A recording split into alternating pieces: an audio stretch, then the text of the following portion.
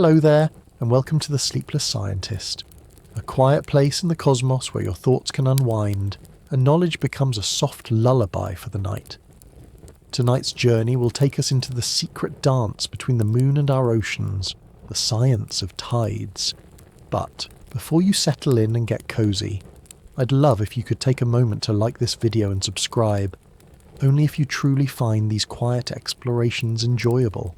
And when you're ready, leave a comment to let me know where in the world you're listening from and what time it is for you right now. It's always such a joy to see all the places we gather from, each in our own little slice of time. Now, feel free to dim the lights, maybe turn on a fan for a soft background hum, and let's gently begin our journey into how the moon guides the restless tides. Picture, if you will, a stretch of coastline at dawn. The sand is damp with the memory of waves. Little rivulets carve winding paths back toward the sea, as though reluctant to part from the shore. And just beyond the horizon, the moon hovers, a pale companion, watching with quiet gravity. You may have heard that the moon pulls at the ocean, but it's a little more subtle than that. This pull is not a sudden yanking motion. It's more like a steady persuasion, a slow, insistent invitation that encourages the water to lean ever so slightly in its direction. Gravity, the same invisible hand that keeps your coffee cup safely on the table, extends far beyond your kitchen or your street. It reaches across the darkness of space, delicate but constant, coaxing the entire ocean into a rhythmic sway. Tonight, we'll trace that sway. We'll explore how the moon's gravity, and to a lesser extent the sun's, creates the tides that have shaped coastlines, guided sailors, and inspired poets for millennia. But don't worry, I'll do my best not to make this too interesting. If you find yourself lying awake, pondering the invisible threads that connect Earth and Moon, at least you'll be learning something gentle and wondrous along the way. So take a slow breath in and let it out. Let your shoulders soften. Let your eyelids grow heavier if they'd like. Together we'll follow the tides as they slip quietly over the sand, tugged by a companion you might never have truly noticed. The moon is waiting, the sea is listening, and somewhere in that silent conversation there's a story worth drifting into. If you could stand far above the Earth, far enough that you could see the whole blue sphere turning in space, you'd notice something that might look like a gentle swelling of water trailing after the moon. Not a sharp ridge, not a wave you could surf, but a soft bulge, as if the ocean were breathing in slow motion. This is the quiet work of the moon's gravity. You don't feel it as you go about your day. It doesn't tug at your hair or pull the coffee out of your cup. But the oceans are different. They are free to move, not pinned down by solid crust. And so, they respond to the moon in a way that land cannot. Gravity, in its simplest form, is the attraction between any two masses, you and the Earth and the moon and every drop of seawater drifting along a continental shelf. The moon's pull is not especially strong compared to the gravity that holds you to the ground. After all, it's 250,000 miles away. But over the vast expanse of the ocean, even a tiny tug can matter. Imagine for a moment a sheet of fabric stretched taut. If you pressed your hand gently into the cloth, it wouldn't tear or fold sharply. It would create a smooth, shallow dip. That's what the moon does to the ocean's surface, an invisible hand pressing just enough to coax the water into a bulge. This bulge doesn't stay still. As the Earth rotates beneath the moon, the swelling of water moves across the globe. It passes under the ships at sea and creeps up the shorelines, lifting the boats resting in quiet harbours. To those on land, this slow rising feels so predictable, it can almost fade into the background like the ticking of a clock you've grown accustomed to hearing. But the water remembers. Every day the moon completes its circuit around Earth, and every day the ocean lifts itself to meet that pull. A familiar routine, ancient and constant. If you picture the ocean as a giant blanket draped over the planet, you can imagine how that blanket shifts as the moon slides across the sky. It's not a sudden motion. not something you could watch unfold in a single breath. It's measured in hours, the water moving with a kind of patient dignity. And though the sun's gravity also plays a role, and we'll talk about that soon, it is the moon that has the most intimate hold on the tides. Like a quiet companion who never leaves, who keeps time with each orbit, and whose influence reaches every corner of every ocean. This invisible thread of gravity is part of why so many coastal cultures have looked to the moon for guidance. Farmers watch the tides to know when to plant near river mouths. Sailors read the moon's phases before setting out. Even today, when satellites and computers chart every rise and fall, the moon remains the heart of the tide's rhythm. So as you rest here, perhaps listening with your eyes closed, you might think of that thread, a soft, unbroken connection from the moon's silent face to the water, circling our globe. A reminder that even something as distant as the moon can touch our world in quiet, enduring ways. If you stood on the shore, waiting with quiet patience, you wouldn't see the water moving in a rush. It doesn't gallop across the sand or leap onto the land. Instead, the tide arrives in the most unhurried way, rising grain by grain, curling over each pebble, reaching a little farther with each breath of the sea. To understand why this happens, you might imagine the Earth not as a rigid ball of rock, but as a sphere wrapped in a thin, responsive layer of water. This water isn't pinned down. It can shift and slide, pulled by the moon's gravity, reshaping itself with each turn of the planet. Where the moon's pull is strongest, on the side of Earth facing the moon, the ocean is lifted ever so slightly into a broad dome. Not a wave with a crashing crest, but a vast smooth rise that can measure several feet from the average level of the sea. It is almost invisible from moment to moment, but over hours you would see its progress. The water creeping up the pilings beneath a dock, slipping past lines etched in stone, a quiet signature left by the moon. What's remarkable is how this bulge follows the moon's path across the sky. As the Earth rotates, any given place on the planet sweeps beneath that gentle swelling. This is why the tide comes and goes, and why it seems to breathe in and out along every coastline. The water is simply following gravity's instructions, lifting itself to meet the moon, then relaxing as it passes on. If you could watch from space, you'd see two bulges. Not one always facing the moon and one on the far side, pulled outward by the centrifugal force created as the Earth and Moon orbit a shared centre of mass. But for now, we'll focus on this first, nearest bulge, the one directly under the Moon's influence.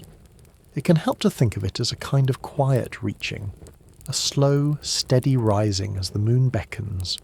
The water doesn't resist, it yields, as if it remembers some old agreement to follow wherever the Moon leads. You might picture this bulge as the gentlest of companions, never in a hurry. It's there when you wake in the early hours, and it waits while you go about your day. And when the moon slips past, the bulge eases back, the water retreating with the same patient grace with which it came. This motion isn't uniform everywhere. On some shores, the difference between high and low tide might be only a foot or two. In other places, like the coasts of Nova Scotia, the tides can rise and fall by more than 40 feet. But no matter the scale, the principle is the same.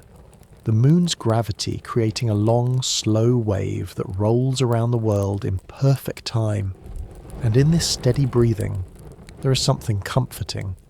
It is a pattern older than any civilization, a rhythm so dependable that we set our clocks by it. So if you find yourself listening with a mind that is tired or restless, you might take some comfort in the knowledge that no matter how unpredictable life can be, the tides will always rise and fall. They will always answer the moon's call. Imagine, if you like, standing at the water's edge as the tide comes in. You could place a stone just beyond the damp line on the sand and watch as the sea approaches, slow but certain. That is the tidal bulge made visible. That is the moon's presence, reaching across the darkness to lift the ocean, quietly, persistently, and without fail. When you try to picture something as vast and intangible as a gravitational pull shaping the ocean, it can help to bring it closer to home, to see it in the things you already know, the familiar motions that comfort you. Imagine you are carrying a cup of tea across the kitchen. If you move too quickly or tilt your hand ever so slightly, you'll see the surface of the tea lean, drawn upward along one side of the cup. It doesn't spill unless you rush, but there it is. A little slope, a small but undeniable pull. The moon's gravity does something similar to the ocean, though on a scale almost beyond imagining. It's as though the moon is walking past the earth holding an invisible thread tied to the water, and as it passes the thread tugs gently at the sea, lifting it into a quiet incline. Or picture a warm blanket draped over your knees on a winter evening. When you shift your legs beneath it, the fabric doesn't snap tight or flatten instantly. It responds slowly, forming soft folds and shallow hills. That's the nature of water on the Earth's surface. It yields to the moon's movement in a way that is neither rushed nor chaotic. This is why the rising tide is so hard to notice in real time. It doesn't come in with a shout or a clap of thunder. It is more like the slow unfolding of a blanket, gentle, patient, and inevitable. You could sit for an hour by the edge of a salt marsh and see the water climbing up the reeds, but only if you were willing to wait, willing to let time stretch out around you. In this way, the tides remind us of something important. Not everything worth noticing announces itself. Some forces are quiet. Some changes are measured not in moments but in hours or days. And sometimes the most profound movements are the ones happening just beyond the edges of our attention. Perhaps this is why humans have always been drawn to the sea. It is vast enough to hold both restlessness and calm, both the storm and the hush that follows. The tide embodies that duality, rising and falling but never truly leaving, never completely arriving. When you sit with a cup of tea and watch the surface move as you breathe, you are seeing in miniature the same principles that guide the ocean. The same pull, the same yielding. A reminder that the moon's touch is not violent. It doesn't wrench the water away or toss it about without care. It coaxes, persuades, guides. And though the sea can be fierce in other moments, when the wind drives waves into cliffs and rain falls in sheets, the tide itself is always steady, always predictable, always returning. So as you settle in tonight, you might picture the moon's gravity like a comforting hand on the ocean's shoulder, smoothing it into a soft, deliberate curve. A presence that never rushes, never tires, and never stops reminding us that we too are part of something larger, something that moves with a quiet grace. This idea that a body so far away can have such an intimate influence here is part of why the tides feel so special. They are an everyday miracle, wrapped in the most ordinary moments. A warm drink, a folded blanket, a shoreline quietly transformed by a force you can't see. And as the water follows that ancient rhythm, you can let yourself do the same. Breathe in, breathe out. Let the moon do the pulling. Let the tide rise in its time. If you could peel back the Earth's crust and look at the way our planet and the moon move together, you'd discover something quietly surprising. The moon doesn't truly orbit around the centre of the Earth. Instead, the Earth and the moon dance around a shared centre of mass called the barycenter. The barycenter isn't a place you could see or touch. It has no flag marking its spot. But it's real, nonetheless. A point somewhere deep inside the Earth, roughly 1,000 miles beneath our surface. It is the balance point between two partners moving in perfect synchrony, each influencing the other with their mass. You can picture it a bit like two dancers spinning hand in hand. If one is much heavier, the centre of their spinning will be closer to that dancer. The Earth is heavier than the moon, so the barycenter stays tucked safely inside our planet. But the fact that it exists at all is why the tides have their second, equally important bulge. As the Earth rotates, it doesn't simply sit still while the moon circles around it. The Earth also wobbles, turning around that shared point. And because this movement creates a tiny centrifugal effect, a gentle outward pull, the water on the side of Earth opposite the moon is also lifted into a bulge. This is why there are always 2 high tides in most places each day, not just one. One tide is caused by the moon's direct gravitational tug, and the other by this outward flinging force as the Earth and moon spin around each other. It's a subtle arrangement, a quiet compromise between gravity and motion. But it has shaped our coastlines, our calendars, and our understanding of the universe. If you're sitting there thinking it feels almost improbable that something so far away can pull on us, while our own motion creates a counterbalancing bulge, you're not alone. For centuries, scientists puzzled over this delicate choreography. Even today, it feels a little like the workings of an old clock, all cogs and balance wheels moving with a patient certainty. You might imagine this shared centre of mass as the invisible fulcrum of a seesaw. No matter how heavy the Earth is, it must still honour the balance point. The moon pulls on the Earth, and the Earth pulls on the moon, and together they revolve around that quiet barycenter day after day. And in this slow turning, the ocean is never still. Every drop of seawater feels the moon's gravity and the Earth's motion. Every wave, every tide pool, every rising and falling harbour is connected to that hidden point beneath our feet, a reminder that even the most familiar rhythms are sometimes anchored in places we cannot see. If you were to stand on a quiet beach and close your eyes, you wouldn't sense the barycenter shifting miles below you.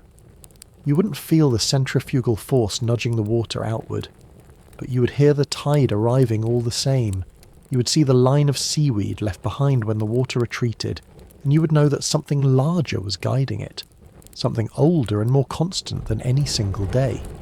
This hidden centre, this shared balance, is part of the reason the moon feels so much like an old companion.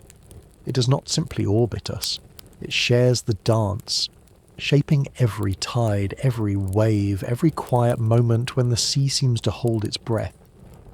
If you've ever stood on the shore watching the tide come in, you might have wondered why the ocean rises not just once a day, but twice.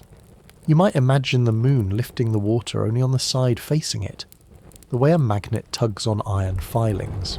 But the truth is a little more subtle, and perhaps a little more wondrous. The moon does create a bulge of water directly beneath it, a soft swell pulled toward its gravity. But on the opposite side of the Earth, something else is happening. There, a second bulge forms, as if the ocean is rising to meet a moon that isn't there. This can feel counterintuitive at first, almost like a magic trick. But it is simply the result of balance. As the Earth and the moon revolve around their shared barycenter, the Earth is not perfectly still. Instead, it makes a slow, steady circle, carrying the oceans with it. Imagine for a moment that you're spinning a small bucket of water on a short rope. As the bucket turns, the water inside presses outward against the sides.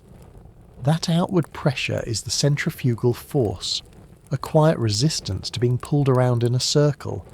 On Earth, the same principle applies.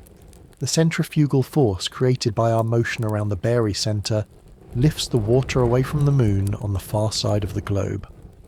It's not as strong as the moon's gravitational pull, but over thousands of miles of ocean, it's enough to create a second equal bulge. This is why, as the Earth rotates, most places experience 2 high tides and 2 low tides each day. When your part of the planet moves under the moon, you feel the gravitational tug lifting the sea. About 12 hours later, as you pass to the opposite side, you pass under the centrifugal bulge, and the tide rises again. It's a kind of rhythm, a balancing act that repeats itself with perfect patience. No matter where you stand on Earth, you are caught in this dance between gravity and inertia, between the pull toward the moon and the outward reach of motion itself. When you think of the tides this way, they become more than just rising water. They're a visible reminder that we are never still. Even as we go about our ordinary lives, brewing coffee, reading the news, walking the dog, the Earth is turning beneath us, leaning gently into a curve we cannot feel, spinning through space with the moon always in step. This is part of why the ancients watched the tides so carefully. Long before people could describe centrifugal force or draw diagrams of the barycenter, they could see the water rising twice a day. They knew the moon was part of the story, but they sensed there was something more, something hidden but reliable. In a way, it is comforting to know that the same forces that shape the tide are always at work, whether you're aware of them or not. Just as your heart keeps beating while you sleep, the earth keeps circling the barycenter, and the sea keeps reaching for balance. So the next time you find yourself near the ocean, or even just imagining it from your pillow, you might think of those two bulges, one pulled by gravity, one lifted by motion. Two halves of a single rhythm, quiet but unbreakable, moving across the world in a dance as old as time. Sometimes the best way to understand something vast is to bring it down to a familiar scale, a dance floor perhaps, or the quiet turning of two people hand in hand. Imagine, if you will, a pair of dancers moving in a slow circle. One is strong and steady, their steps firm against the floor. The other is lighter, gliding easily, their centre of mass held delicately between them. As they turn, neither stands still. Each partner leans just enough to keep the circle balanced, each responding to the other's pull with a grace that seems effortless. The Earth and the Moon are partners in just such a dance. The Moon does not simply orbit while Earth stands still. Instead, they revolve around each other, bound by an invisible tether of gravity. That tether stretches and relaxes, pulls and balances, guiding the motion of the seas below. In this dance, centrifugal force acts like the outward press you feel when you spin in a circle. If you've ever twirled a child in your arms or held a pet as you turned slowly, you know this feeling. The way everything leans gently away from the centre. How balance depends on the steadiness of each partner. It is this outward motion, the soft push of inertia, that creates the second tidal bulge. While the moon's gravity draws the nearest ocean toward it, the Earth's own turning around the barycenter pushes the far side of the ocean gently away. Neither force is stronger or more important than the other. They are two parts of a single, continuous motion, and just like those dancers, the Earth and the Moon have been circling each other for eons, never pausing, never breaking their rhythm. The sea has followed along, rising here and falling there, breathing in time to steps it cannot see. If you'd like another picture, think of a child holding a long ribbon attached to a balloon. As the child spins, the balloon doesn't stay close. It lifts away, caught in the invisible currents of motion. The Earth's oceans do much the same, responding to the push of that shared rotation. This is why, in most coastal places, the tide arrives twice a day, like a polite visitor who never fails to keep an appointment. It is the moon's pull, yes, but it is also the Earth's graceful spinning, the way inertia leans outward, a quiet balance against gravity's tug. Some of this can sound abstract, a set of forces and diagrams sketched on a chalkboard. But if you stand by the sea at dawn, or sit in the hush of a midnight harbour, it becomes something you can feel. An immense, slow movement that pays no mind to the rush of our days. Perhaps that is why so many have found comfort in watching the tides. They are proof that even in an unpredictable world some patterns remain unbroken, that the Earth and Moon, spinning in their quiet waltz, will always guide the water home. So the next time you find yourself imagining the tide, you might picture it not as a single wave, but as a dance of two partners, gravity and centrifugal force, turning together, lifting the ocean in a slow, patient rhythm. A dance with no music, no audience, and no end. Just the moon, the earth, and the ocean moving in time. If the moon were the only partner in this story, the tides would still rise and fall in their quiet rhythm. But our world is not a stage with a single dancer. The sun, though much farther away, plays its own part, casting an influence that blends with the moon's in ways both subtle and profound. Though the sun's gravity is less familiar to most of us in our daily lives, it is immensely powerful. It holds Earth in its orbit, draws comets into long arcs, and keeps the planets aligned in their silent procession around the solar system. When it comes to tides, the sun's pull matters too. In fact, the sun's gravitational force on Earth is about 180 times stronger overall than the moon's. But because tides are created by differences in gravity across the diameter of our planet, the way one side is pulled more strongly than the other, the moon ends up exerting about twice the tidal influence of the sun. It helps to think of this in terms of balance. The sun pulls on every part of the Earth more or less evenly, so the difference between its pull on the near side of the Earth and the far side is much smaller than the moon's. Still, the sun's gravity is enough to add its own gentle slope to the ocean surface, raising a smaller bulge that merges with the moon's effect. When the sun and the moon align, their combined pull creates what we call a spring tide. This doesn't mean the water is any warmer, or that flowers will bloom along the shore. The word spring here comes from the old sense of springing forth, describing the tide's extra reach. During a spring tide, the sun's gravity reinforces the moon's, and the ocean responds with higher high tides and lower low tides. The entire rhythm of the water stretches just a little farther in both directions. At other times, when the sun and the moon form a right angle relative to the Earth, imagine the moon at first or third quarter, their pulls partially cancel out. The moon tugs one way, and the sun tugs another, each insisting politely on its preferred direction. This results in a neap tide, when the difference between high and low water is smaller, more modest. This delicate interplay of forces is happening every day, whether you notice it or not. Twice a month the spring tides arrive with their fuller reach, followed by the quieter neap tides, as if the sea itself were breathing more deeply and then more shallowly, over and over again. You don't have to watch closely to see these patterns. If you walk along the same stretch of shore week after week, you'll notice where the high tide line reaches when the moon is new or full, and how it settles lower during the quarters. Even without instruments or calculations, your senses can learn the rhythm. There is something comforting in this predictability. No matter how many human plans and ambitions are made on the shore, the sea has its own schedule, one shaped by the moon's closeness and the sun's enormity, entwined in a dance that never misses a step. So when you stand by the water, remember that the tides you see are the work of two great partners.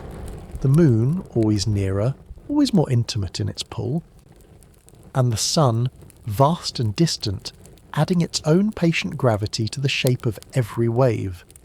There is a quiet elegance in the way the sun and moon take turns shaping the tides, as if the sea itself were listening to their conversation across the darkness. Twice each month their voices align, blending into a single, stronger call. This is when the ocean responds most fully, rising higher, falling lower, expressing the combined gravity of both celestial companions. These moments of alignment are called spring tides, though the name has little to do with the season. Instead, it describes how the tide springs forth, reaching beyond its usual bounds. They occur during the new moon, when the sun and moon stand together on the same side of the Earth, and again during the full moon, when they pull in opposite directions. It might sound surprising that the tides are strong whether the sun and moon are on the same side or on opposite sides. But what matters isn't the direction of their pull relative to us. It's that their forces are in line. Imagine two people tugging a rope from opposite ends, each with a steady hand. Though they face one another, their efforts are perfectly coordinated. The rope stretches, tension rising along its entire length. In the same way, the sun and moon create a straight axis of gravity that lifts the ocean into a more pronounced curve. The high tides become higher. The low tides sink lower. If you've ever walked along a shoreline and noticed the water reaching farther than usual, or the exposed flats stretching out like a silver plain, you may have been witnessing a spring tide. A week later, the pattern changes. As the moon moves a quarter of the way around Earth, it reaches a position roughly at a right angle to the sun. Now their pulls are no longer in line.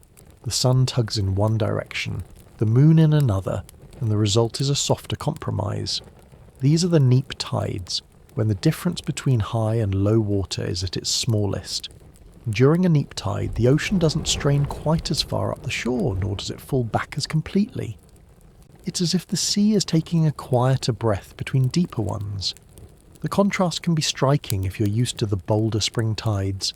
Boats resting higher on the mudflats during low water, the usual shoreline appearing modestly subdued. This pattern of spring and neap tides repeats every 14 days or so, a cycle so dependable that tide tables can predict it years in advance. For thousands of years, fishers, sailors and coastal dwellers have trusted this rhythm, marking their calendars not by numbers alone, but by the moon's face and the tide's quiet pulse. There is a kind of reassurance in this partnership between sun and moon. Even when the sky is cloudy, even when your own days feel disordered, the sea remembers.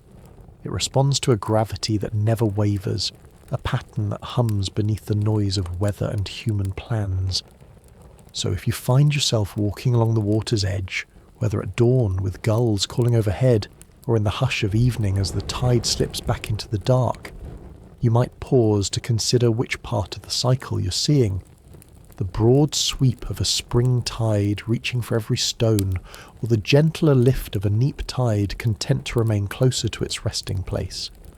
In either moment you're witnessing the combined touch of sun and moon, a reminder that even across such vast distances their influence arrives here, in the quiet movement of water at your feet. If you think of the moon as the tide's most devoted companion, always close, always attentive, then you might imagine the sun as the moon's genial rival, larger by far but content to let the moon have most of the credit. It is a peculiar arrangement. The sun, after all, is the undisputed heavyweight in the solar system. Its gravity keeps the planets in their orbits. Its heat drives the winds and currents that shape our weather. And yet, when it comes to tides, the sun seems to step back just enough to let the moon shine. You can picture the sun watching from a respectful distance, offering a gentle nod as the moon draws the ocean into its soft embrace. Occasionally the sun leans in to lend its own gravity to the rhythm, amplifying the moon's influence during the spring tides, like an older sibling giving a quiet push on the swing. At other times the sun's pull crosses the moon's at an angle, diminishing the tides a little, just enough to remind everyone that it too has a say in how the sea moves. But the sun never insists. It doesn't scold or overshadow. It simply waits, confident in its own role, knowing that the moon will carry on with its daily invitations to the waves. There is something quietly charming about this balance.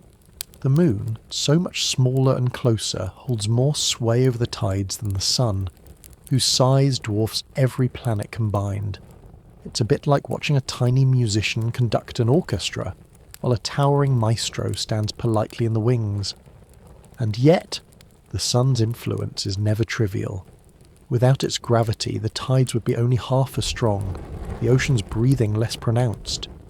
Every spring tide, every neap tide, every gentle lapping of water against the shore is shaped by this partnership, a duet of gravitational pulls woven together into a single familiar song. If you ever feel inclined to imagine celestial personalities, you could think of the moon as earnest and precise, checking the time and guiding the tides with careful attention. Meanwhile, the sun is broad-shouldered and gracious, adding a steady presence to the dance without needing the spotlight. Perhaps it is this partnership that makes the tides feel so enduring. The moon and the sun will never tire of their slow collaboration. They will never forget their steps. They will never decide that the ocean's rising and falling should stop. So when you stand by the water and watch the waves edge forward over the sand, you are witnessing an ancient accord, a quiet agreement between two giants who long ago decided that the sea should move in time to their combined pull. It's humbling to remember how simple the mechanism is and how profound its effects. Just gravity, operating across the emptiness of space, lifting and lowering trillions of tons of water every day without noise or ceremony. And in that simplicity, there is room for a little humour. The sun, capable of holding the planets in thrall, is content to let the moon take the bow for the tides. A reminder, perhaps, that not everything needs to be the biggest to be the most noticed. Sometimes it is the smaller, more intimate force that shapes our days in ways we cannot ignore. If you could slow the sky to the pace of a single heartbeat, you would see the moon drifting through its phases, a silent lantern waxing and waning above the turning earth. And with each change, new moon, full moon, first and third quarters, the tides below respond like a patient audience, rising and retreating in time to a rhythm older than any memory. The new moon is when the moon stands closest to the sun in the sky, their faces hidden together on the same side of Earth. In this moment, their gravitational pulls are aligned perfectly, both drawing the ocean in the same direction. You won't see the moon, its illuminated face turned away, but you will feel its influence if you watch the water carefully. When the moon is new, the high tides are higher and the low tides sink lower. The sun and the moon have, for a few days, joined forces, their combined gravity creating the boldest tides of the month. These are the spring tides, when the ocean stretches itself just a little more, reaching up the beaches, slipping into inlets, uncovering wider flats when it retreats. 2 weeks later, the moon is full, standing on the far side of Earth from the sun. Now their pulls are still aligned, but in opposite directions. Imagine two gentle hands stretching a blanket from either end. The tension is the same, and the ocean still responds with an amplified rise and fall. Another spring tide arrives, no less powerful for the moon's change in position. These cycles have always been part of the story of the sea. Long before we measured them with instruments or named them in our languages, people noticed how the new and full moons brought higher water. Farmers planned their planting and harvesting by this pattern. Fishers waited for the deeper tides to carry their boats safely into sheltered coves. Even today, in a world of satellite data and electronic tide charts, the new and full moons mark the times when the sea's breathing is deepest. If you live near a coast, you may have watched the water on these days, slipping across the same rocks you stood on the week before, reaching farther than you expected. There is something both reassuring and humbling about this predictability. No matter what happens on land, what storms blow through, what plans are made or undone, the new and full moons always return, and the tides always answer. If you ever find yourself feeling adrift, you might look up at the moon, whether it is hidden in shadow or shining in fullness, and remember that it is still keeping time, still coaxing the ocean into its quiet motion, still guiding the water in and out day after day. The next time you notice the moon rising full over the trees or hiding its face at new, you can know that somewhere the tide is moving to meet it. A cycle so old and reliable that the ocean itself seems to trust it, as if the moon were an old friend arriving right on schedule. There is a quiet power in alignment. You see it when people lift something heavy together, their hands moving in the same direction. You feel it when you lean into a swing just as it reaches its highest point, the motion carrying you farther than your own strength ever could. The tides, too, reveal this truth.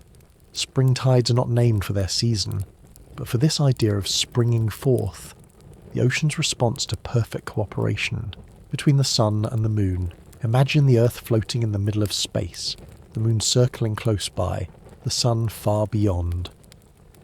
When the moon is either new or full, the gravitational pull from both bodies lines up along the same axis.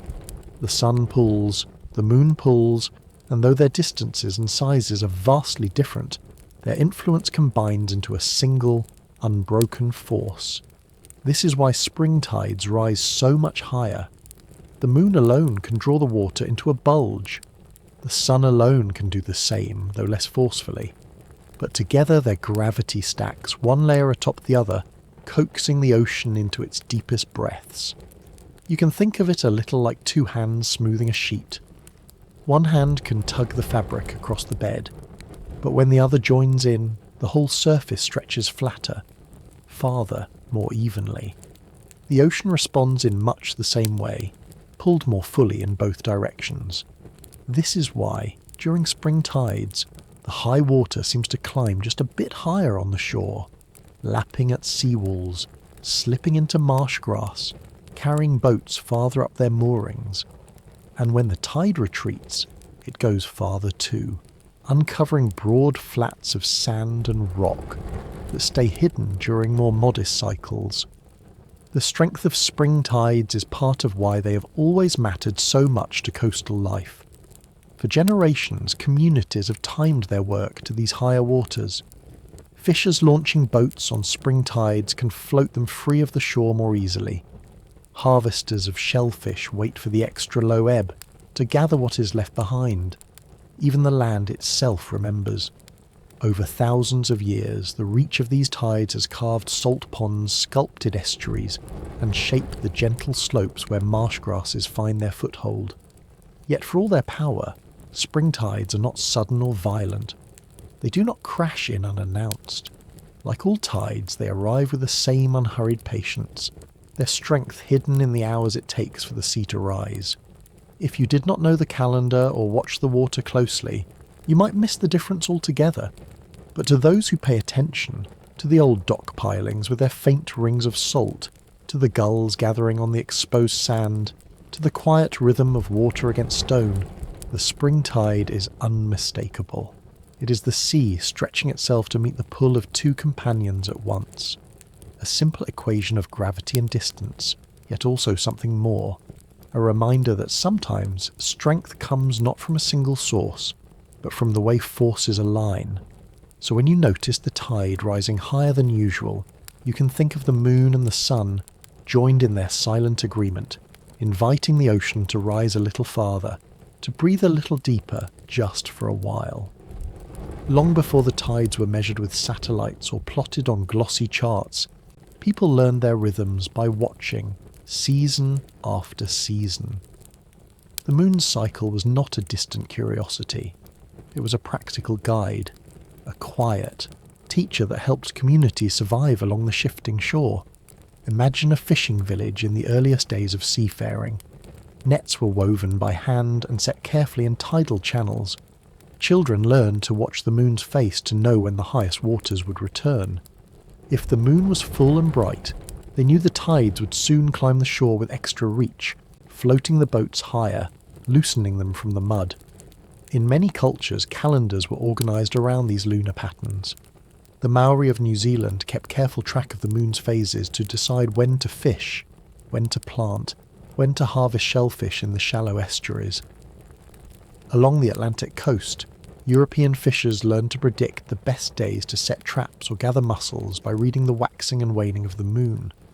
Even without formal science, people could see the link between the moon's position and the tide's strength. In some places, simple poles or carved posts were set into mudflats to mark the highest water lines, their tops showing where the spring tides reached year after year.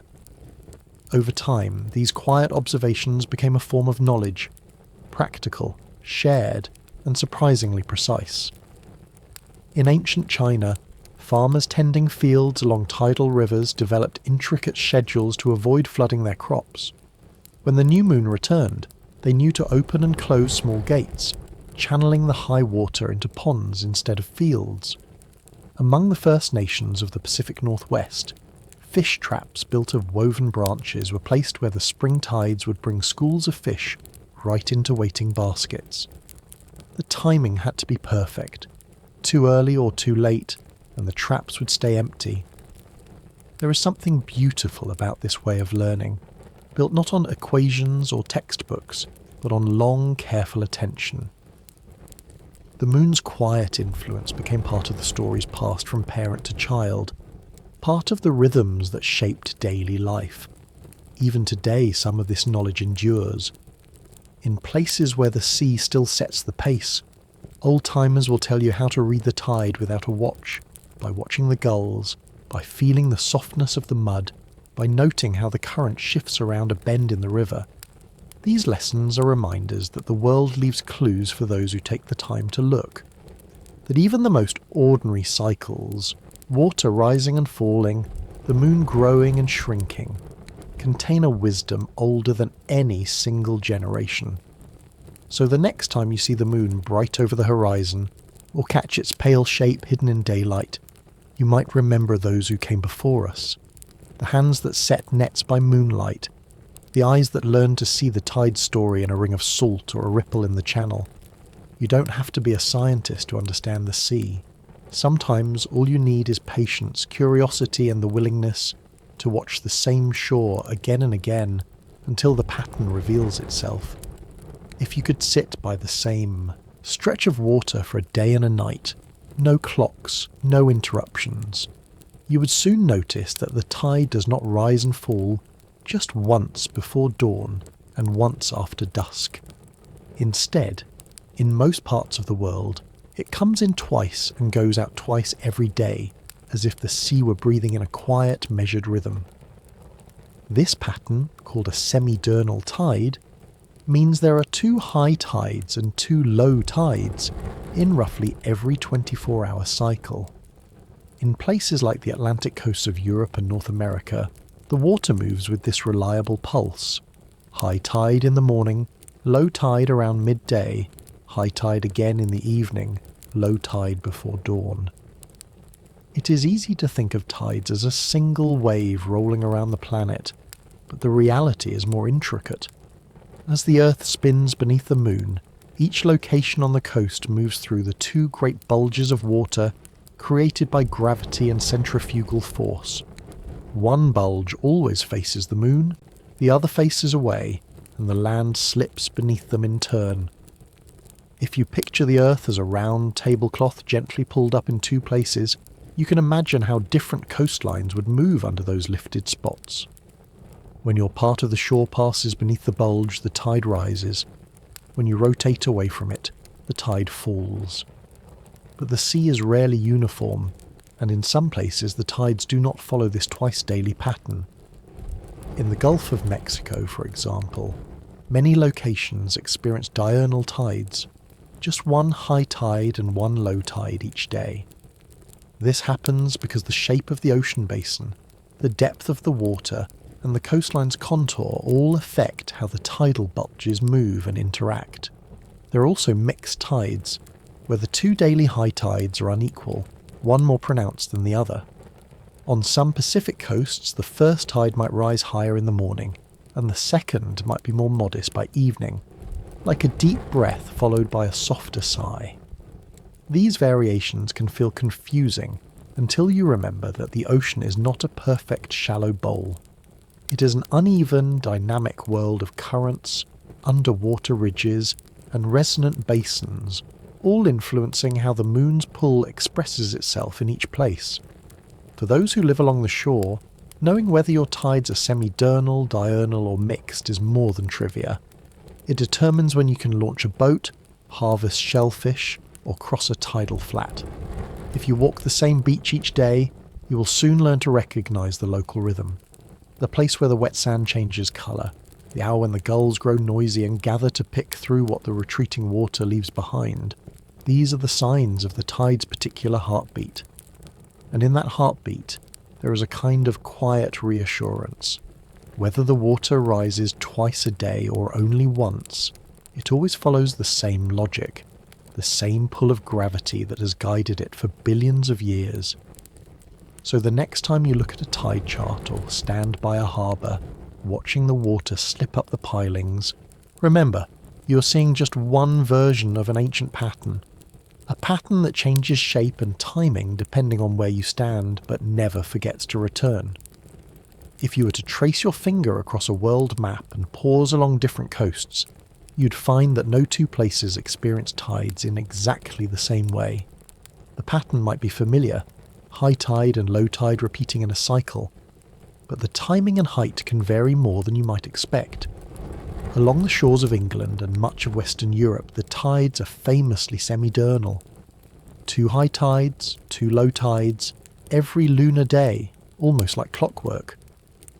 Ports from Dover to Saint Malo have built their harbours and set their shipping schedules around this dependable rhythm. Cross the Atlantic and you'll find the same pattern hugging the coasts of New England and Nova Scotia. In the Bay of Fundy, the semi-diurnal tides become something altogether more dramatic, rising and falling by over 50 feet in places, transforming mudflats into deep channels and back again with astonishing speed. Travel south into the Gulf of Mexico and the pattern changes. Many spots along the Texan coast see diurnal tides, just one high tide and one low tide each day. For locals, this is simply how the water behaves, but for visitors accustomed to the twice daily rise and fall, it can feel as if the ocean has forgotten one of its appointments. In the Pacific Ocean, the story grows more complicated. California's coast often experiences mixed tides, 2 high tides and 2 low tides, but unequal in height. The first high tide might be tall and confident, the second more modest, as if the sea is exhaling more gently with each cycle. Farther north, in Alaska's Cook Inlet, the tides are vast and relentless, rising and retreating with a force that shapes the land itself. Boats here are moored carefully to accommodate not just hours, but entire landscapes of difference between high and low water. Australia's north coast, near Derby, is home to some of the largest tidal ranges in the southern hemisphere. The King Sound can see tides over 30 feet, a daily transformation that has inspired both respect and careful planning among those who depend on the sea. These variations have many causes: the shape of the coastline, the depth of the ocean floor, the distance to the equator. In narrow bays, the incoming tide can pile up like water sloshing into a funnel. In wide-open coasts, it spreads itself more evenly. Even in places that look similar on a map, small differences in underwater ridges or river mouths can create surprising changes in the tide's behaviour. It is as if each coastline has its own version of the ocean's voice, its own accent shaped by the land beneath the waves. For anyone who lives by the shore, these differences are more than curiosities. They are the rules that shape daily life: when to fish, when to sail, when to walk the sandbars safely. And yet, beneath all this variety there is something universal. Whether the tide rises once a day or twice, whether it lifts by a few feet or dozens, it is still answering the same call, still obeying the moon's pull and the sun's influence, still moving to a rhythm older than any harbour wall or human map. So the next time you read about a distant port or see a photograph of water slipping up stone steps, remember, the sea is telling the same story everywhere. Only the details change. The quiet variations that make each place a little different, a little unique. When you first learn that tides are caused by the pull of the moon and the sun, it sounds so simple, an elegant equation stretching across space. But then you stand on a shoreline and see the water behaving in ways that defy neat patterns. Rising faster here, lingering longer there, skipping the expected rhythm altogether. This is where local geography quietly steps onto the stage. Because while gravity sets the tempo, the shape of the Earth's coastlines and the contours of the seafloor decide exactly how each tide will express itself. Imagine the ocean's bulges, those gentle swells created by gravity, as great waves circling the globe. As they move, they run into land masses, narrow straits, shallow shelves, and deep trenches. Each of these features bends, slows, or amplifies the tide in ways that make every coastline unique. Picture a wide bay that narrows gradually into a funnel shape. When the incoming tide reaches this kind of inlet, it can't spread out sideways. Instead, all that water piled up in the narrowing space, like liquid flowing into the neck of a bottle. This is partly why the Bay of Fundy experiences some of the highest tides in the world. Geography amplifies gravity's steady pull, or think of a shallow continental shelf extending far from the land. As the tide sweeps over this shelf, it loses some of its energy, slowing the rise and fall compared to deeper coastlines, where the water can surge in more freely. Islands also leave their mark. when a tidal wave meets an island, it splits, flowing around either side before rejoining. In some places, this creates small areas where the tide is almost cancelled out. Pockets of water that stay relatively calm while the sea rises and falls elsewhere. These regions are known as amphidromic points. They are like the still eye of a turning wheel, a place where the usual motion grows quiet. From the perspective of a sailor or a shorebird, it may not look like anything special. But beneath the surface, the sea is moving in vast circular paths around these invisible centres. Even the shape of underwater ridges can change the tide's behaviour. A submerged mountain range can act like a barrier, reflecting or bending the tide's progress in ways that seem almost alive. If you've ever walked along a coastline and wondered why the tide there doesn't match the predictions from a place just a few miles away, you've felt the influence of these hidden features. It is a reminder that the Earth is not a smooth sphere, but a textured, complicated place where every valley and slope has a part to play. For scientists, modelling tides accurately requires enormous amounts of data, bathymetric charts of the ocean floor, measurements of the coastline, and long records of tidal observations. Even with today's technology, local prediction remains a careful science, blending satellite data with generations of practical knowledge. And yet, for most of us, the beauty is in the experience itself. The feel of the tide slipping over your feet, the sight of boats rising slowly against their moorings, the hush of water filling a salt marsh. These moments are shaped by the land beneath the waves, by places you may never see, but that are always guiding the tide's motion. So the next time you watch the water lift and fall, know that you are witnessing a conversation between the sky and the sea, and the quiet, patient shape of the Earth in between.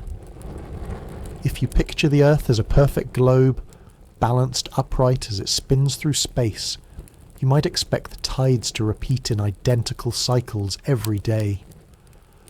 But our planet is not perfectly straight.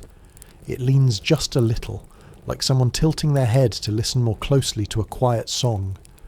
This lean, Earth's axial tilt, is about 23.5 degrees, and though it seems subtle, it gently shifts the way the moon's pull affects different parts of the world. Because of this tilt, the moon does not always hover over the equator. As the moon orbits Earth, its position moves north and south relative to our planet's middle, a quiet oscillation that repeats every month. Sometimes the moon is directly above the equator, and sometimes it swings higher over the northern or southern hemispheres. When the moon is above the equator, the bulges of water it creates are also centered around the equator. In these moments, the tides are more symmetrical. The two high tides experienced in many parts of the world are nearly equal in height, like the measured beats of a drum. But as the moon moves north or south, those bulges shift slightly. In certain places, especially closer to the poles, this means one of the daily high tides can become noticeably higher than the other. The rhythm stays steady, two highs and two lows, but the balance tips, and the ocean's breathing grows uneven. For example, along parts of the Gulf of Alaska and the coast of Chile, you can see this pattern clearly. One high tide may creep up the shore confidently, while the next is softer, more reserved, as if the sea is taking a gentler breath. This is sometimes called the diurnal inequality, a quiet imbalance born of the moon's shifting path and the Earth's tilted stance. To a casual observer, it might seem like an inconsistency, a flaw in an otherwise predictable cycle, but it is simply the natural outcome of geometry and motion. Earth's tilt also creates the seasons, the changing length of day and night, the warm summers and cool winters, and just as it shapes the light, it shapes the water, adding a delicate complexity to the tides that has been part of our world for as long as the moon has circled above. If you stand by the shore and watch the tide marks rise and fall, you are watching this tilted dance unfold. You may not see the moon's path change from one day to the next, but over weeks you will notice the difference. One high tide climbing farther up the rocks, one low tide revealing more of the sea floor. For generations, coastal communities have learned to recognise these patterns. Even without understanding the science, they notice the quiet rhythm, the way the sea never repeats itself in exactly the same way. Perhaps that is part of the tide's enduring fascination. It is both reliable and varied, both constant and changing, a reminder that the world is always in motion, leaning and turning through the darkness of space. So the next time you feel the sand grow wet beneath your feet, or watch a tide chart with its uneven lines, remember, you're seeing the moon's path mirrored in water, shaped by the tilt of a planet that never quite stands straight. When you think about tides, it is easy to imagine them moving only in time with the moon's orbit around the Earth. But the daily rhythm you see, the way high tide creeps across a harbour at nearly the same hour each day, is shaped just as much by our own spinning planet. Earth completes a full rotation every 24 hours, turning steadily beneath the sky. This rotation is what gives us sunrise and sunset, day and night, the familiar cadence by which we measure our lives. But it also determines how quickly each place on Earth passes through the moon's gravitational bulges. Because the moon is orbiting Earth in the same direction that Earth rotates, it doesn't stay in exactly the same position over any one spot. Each day, the moon moves a little farther eastward in the sky, about 13 degrees, like a slow traveller pacing ahead of us. This is why the tide cycle is not precisely 12 hours between high tides. Instead, the time between one high tide and the next is about 12 hours and 25 minutes. Every day the tides arrive roughly 50 minutes later than the day before, chasing the moon's slow progression across the heavens. You can think of it as a kind of cosmic catch-up. As the Earth spins, it carries your part of the ocean under the bulges of water created by the moon's pull. But by the time you return to the same position, the moon has moved ahead, and you must wait a little longer to pass beneath its influence again.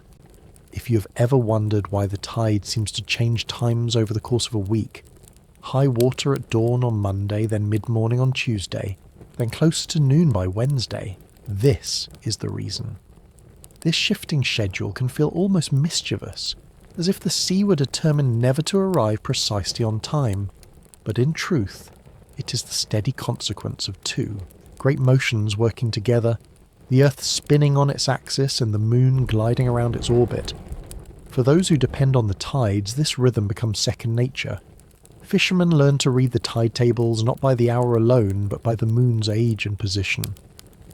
Walkers who cross tidal flats understand that an hour's delay can mean the difference between dry passage and rising water. And yet, for all its complexity, there is something deeply comforting about this cycle. No matter where you are in the world, the tide will always return, never exactly at the same moment, but always in the same sequence. High tide, low tide, high tide again.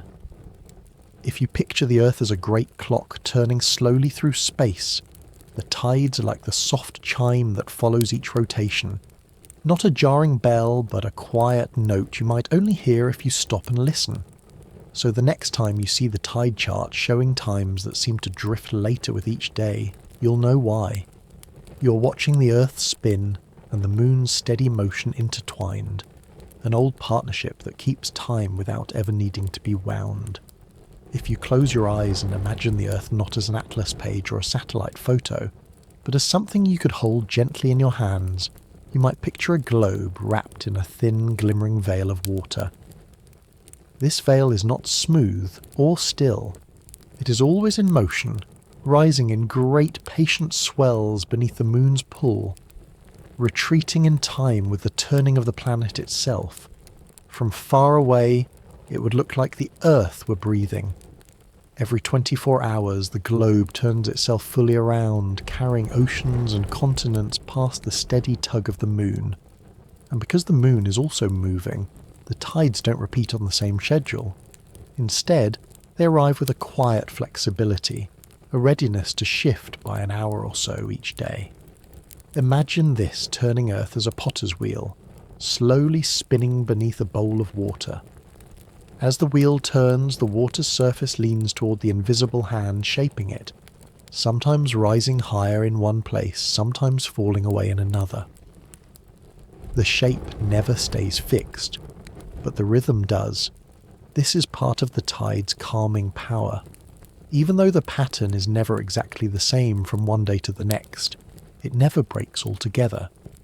It is a promise the Earth and Moon have kept for billions of years, that the ocean will always rise and always fall, in a motion as old as time itself. People have always felt this in their bones, even if they didn't have words for it.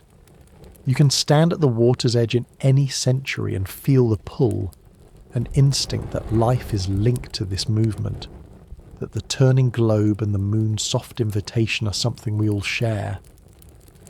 When the tide comes in, it is as if the earth is offering the ocean up toward the sky, showing the moon how much it can lift. And when the water slips back again, it feels like a deep exhale, a moment of release. In some places, the cycle is so gentle you could almost miss it. A rise of a foot or two, no more. In others, the sea transforms the landscape twice each day, uncovering channels and sandbars, filling marshes and estuaries. The scale changes, but the principle remains. You don't need to understand every equation to feel the reassurance of this slow turning.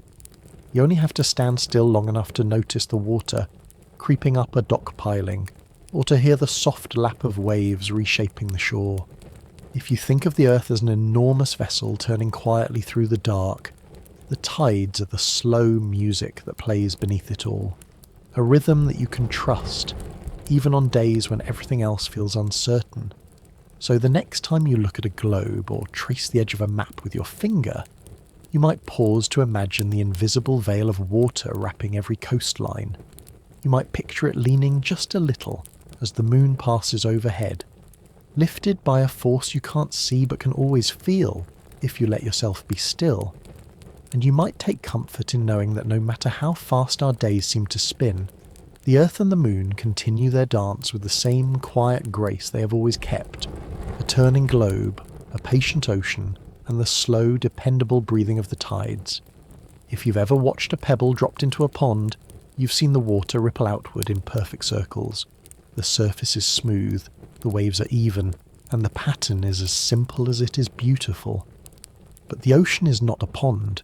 It is something far more alive, an immense restless body that never holds quite the same shape twice. And because of this, the tides don't ripple around the planet in neat, symmetrical waves. Imagine instead a vast basin that isn't round at all. Its floor is patterned with underwater mountains and deep trenches. Its edges are carved with continents and island chains, narrow gulfs and winding inlets. When the moon's gravity pulls on this complicated container, the response is anything but uniform. This is the foundation of what scientists call the dynamic theory of tides. Unlike the simpler equilibrium theory, which imagines the ocean as a smooth, featureless shell covering the earth, the dynamic theory accepts that real water must flow, bend, and rebound as it meets the land. As the tidal bulge moves around the globe, it behaves more like a wave than a static dome of water. The wave is deflected by continents, channeled into narrow seas, and slowed or sped up by the depth of the ocean floor. In some places, the tidal wave can travel freely for thousands of miles. In others, it is trapped and reflected again and again, like sound echoing off canyon walls. This is why tides arrive at different times in different places, even along the same coastline. It's also why some harbours experience an astonishing range between high and low water, while others see only a modest shift. If you stand on a pier and watch the tide come in, you are not witnessing a single wave that circled the earth uninterrupted. You're seeing a movement shaped by countless encounters with the planet's hidden landscape. Imagine pouring water across an uneven floor. It doesn't spread evenly in all directions. It finds the low places, pools and corners, and hesitates before spilling over each rise. The ocean's tides behave in much the same way, always in motion, always shaped by what lies beneath. And yet, for all their complexity, the tides remain faithful to the moon's pull. No matter how the water moves, no matter how the continents interrupt its progress, the force driving it is the same. This is part of what makes studying tides so fascinating. They are the meeting point between something constant and something changeable, gravity that never wavers, and water that never stops adapting.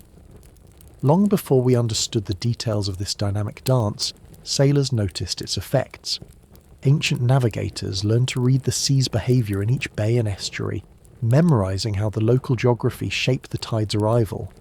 Today, scientists use sophisticated models that combine satellite data with centuries of observations, building a picture of how the tidal wave moves across every ocean basin. But even now, there is something mysterious about watching the tide climb a seawall or slip into a marsh. A reminder that, beneath the surface, the sea is always negotiating with the shape of the world. So the next time you see the water rising up a rocky shore or filling a sheltered cove, you can know that you are witnessing this quiet compromise. The moon pulling steadily from afar, the ocean answering in a voice shaped by every ridge and hollow beneath its surface. If you could peel the water off the earth like a great blue curtain, you'd see the true face of the ocean floor. Mountain ranges taller than the Alps, canyons deeper than any trench on land, wide plateaus and sudden cliffs. It is this hidden landscape that makes the tide so varied and complex. The moon's pull is steady, but the ocean must navigate a world of obstacles and channels on its way to meet that pull. Imagine for a moment a vast basin shaped like a bowl with an uneven rim. As the tide enters, it doesn't simply rise in a perfect ring. It surges into the low spots first, pours across the shallows, and lingers in the deepest parts before it recedes. This is what happens in every ocean basin. The Atlantic, the Pacific, the Indian, they are not uniform containers. Each has its own shape, and each guides the tide differently. Consider the Atlantic Ocean. Its relatively narrow width compared to the Pacific means the tidal wave has less room to spread out.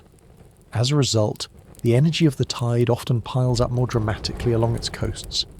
In places like the Bay of Fundy, where the shape of the coastline narrows into a funnel, the tide is forced higher and higher until it becomes the largest in the world. By contrast, the Pacific Ocean is vast and open. The tidal wave travelling across it has more space to move, and its energy disperses over greater distances. This is why some Pacific shores see gentler tides, even when the same gravitational forces are at work. The Indian Ocean has its own patterns shaped by the wide mouth of the Arabian Sea and the deep basins that interrupt the wave's path. In some regions, the tides arrive in a sequence that feels almost out of step with nearby coasts, a reminder that local geography can twist and fold the moon's influence in unexpected ways. Continental barriers also play their part. The shape of South America, for example, prevents the Atlantic tides from spilling freely into the Pacific. Instead, the waves reflect, refract, and redirect around the continent's long coastline. If you imagine the ocean as a giant bell, each basin and barrier gives it a unique tone. When the moon pulls, the water rings out in different notes, sometimes soft, sometimes booming, sometimes barely audible at all. In the days before satellites, these differences puzzled even the most experienced sailors. Why did the tide in one harbour seem to arrive hours later than the next port along the coast? Why did some bays fill so quickly while others took half the day? Over time, people learned to read the clues, watching how the channels narrowed, how underwater ridges deflected the flow, how each coastline shaped the tide's character. Today, tide prediction models take all these factors into account, using vast quantities of data to create forecasts that are remarkably accurate. But even with modern tools, the local knowledge of those who have lived by the water for generations remains invaluable. Because for all its complexity, the sea still follows the same rule. Gravity sets the intention, and the shape of the world, writes the response. So the next time you stand on a shore and feel the tide lift around your ankles, know that you are feeling the outcome of countless interactions between water and land, deep trenches and shallow shelves, broad ocean basins and narrow straits. It is a reminder that even the simplest forces, gravity and motion, become beautifully intricate when they meet the contours of a living, turning Earth. When scientists first tried to understand tides, they imagined a simple world, a smooth Earth, covered entirely by water of equal depth, turning calmly beneath the moon's pull. This was the foundation of what became known as the equilibrium theory of tides. In that model, the tidal bulges would remain fixed in place relative to the moon and the sun. As the Earth rotated, any spot on the surface would pass beneath these bulges, experiencing high tide, and then move into the lower areas in between, experiencing low tide. The intervals would be neat and predictable, 2 high tides and 2 low tides each day, each one exactly equal. This theory was useful for showing the big picture. It helped early thinkers see that tides were caused by celestial gravity, and that their cycles were tied to the moon's orbit and Earth's spin. But the reality of the ocean proved to be much more complicated, because the Earth isn't a smooth ball of water. It has continents that block the movement of tidal bulges. Its ocean basins are deep in some places, shallow in others, and the water doesn't have time to respond instantly to the moon's changing position. This is where the dynamic theory of tides comes in. Instead of imagining the ocean as a still, compliant blanket draped over the Earth, the dynamic theory treats tides as waves, vast, travelling undulations of water that move around the globe, bouncing off coastlines, flowing through straits, and swirling around islands. Under the dynamic theory, the tidal bulges don't stay perfectly under the moon. They lag behind slightly, pulled forward by inertia and deflected by continents.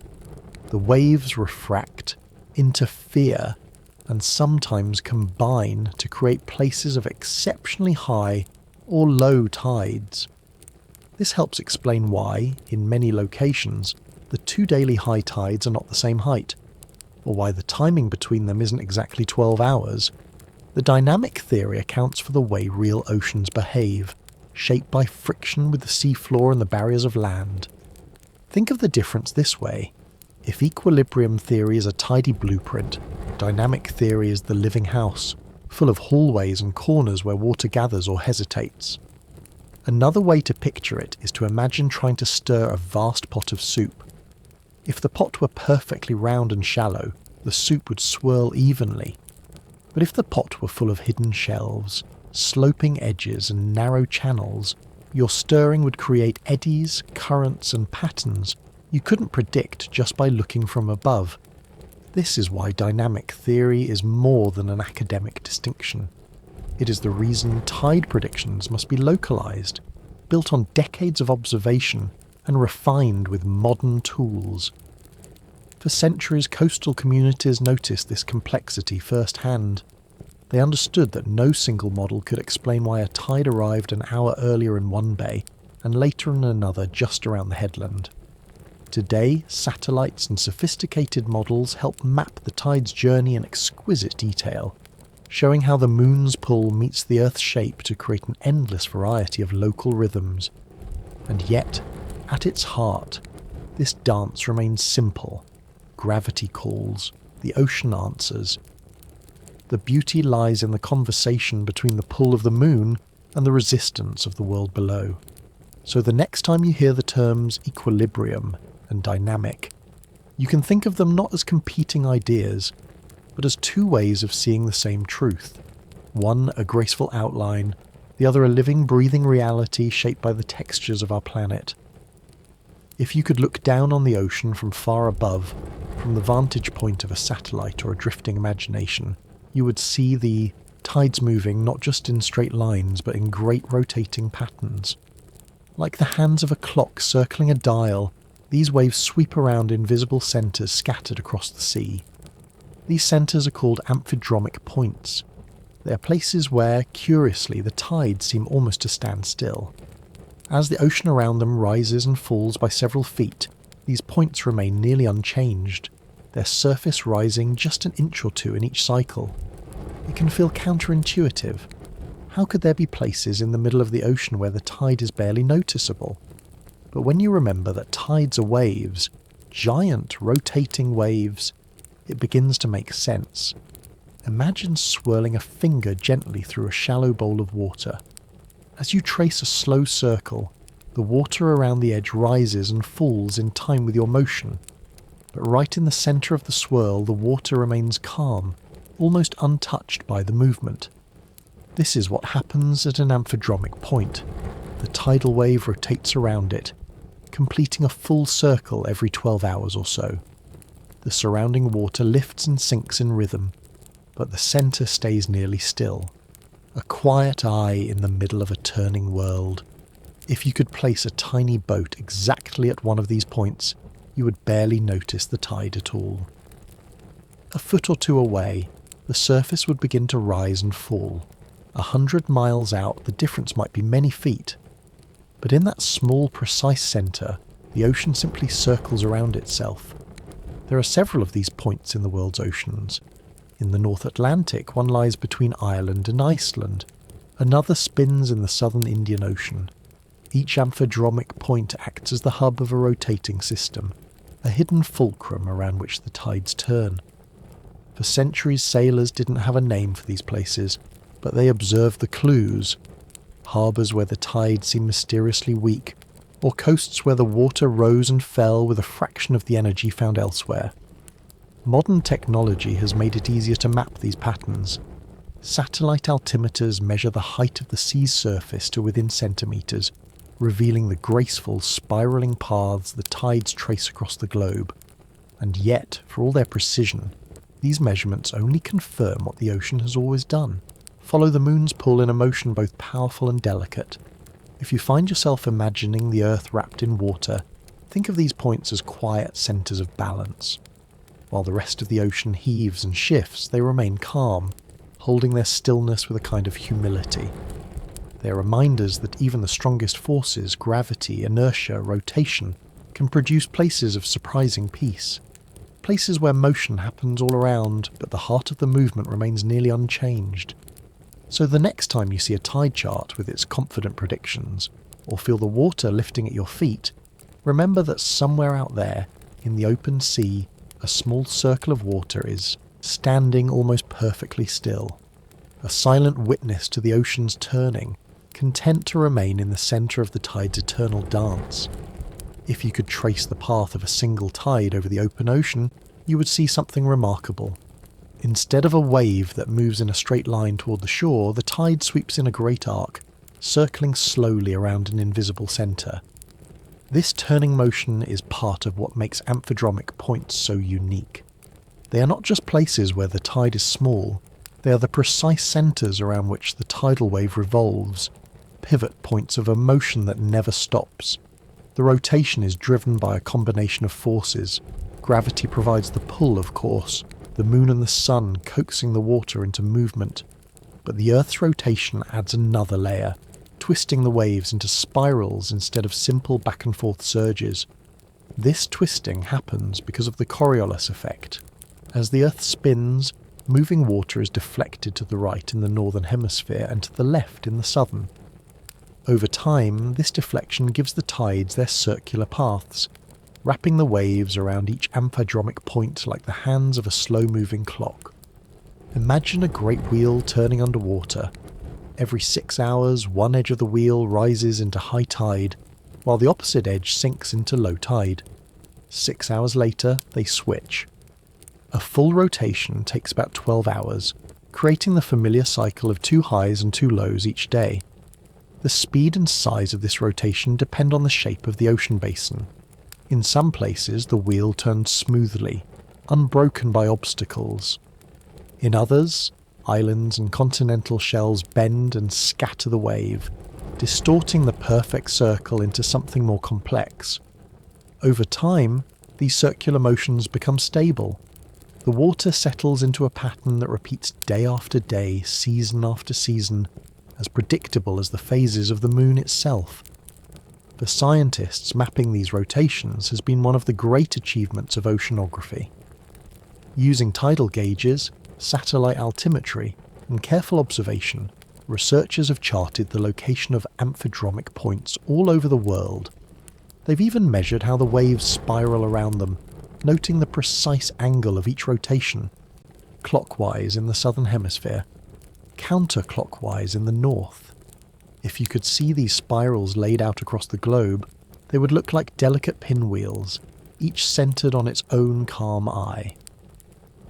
And if you stood at the exact location of an amphidromic point, you would notice almost nothing, just the gentle rise and fall of the ocean, a few centimeters at most.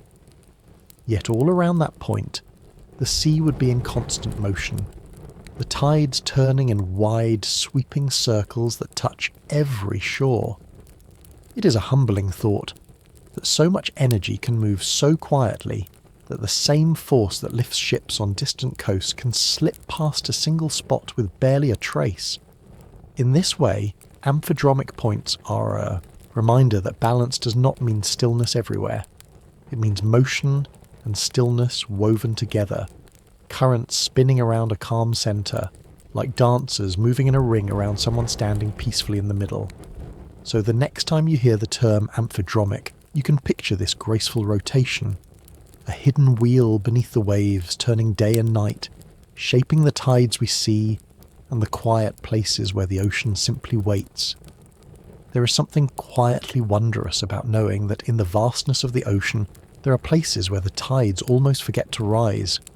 Imagine sailing over an amphidromic point. The sky stretches out in every direction. The water below looks no different than any other patch of sea.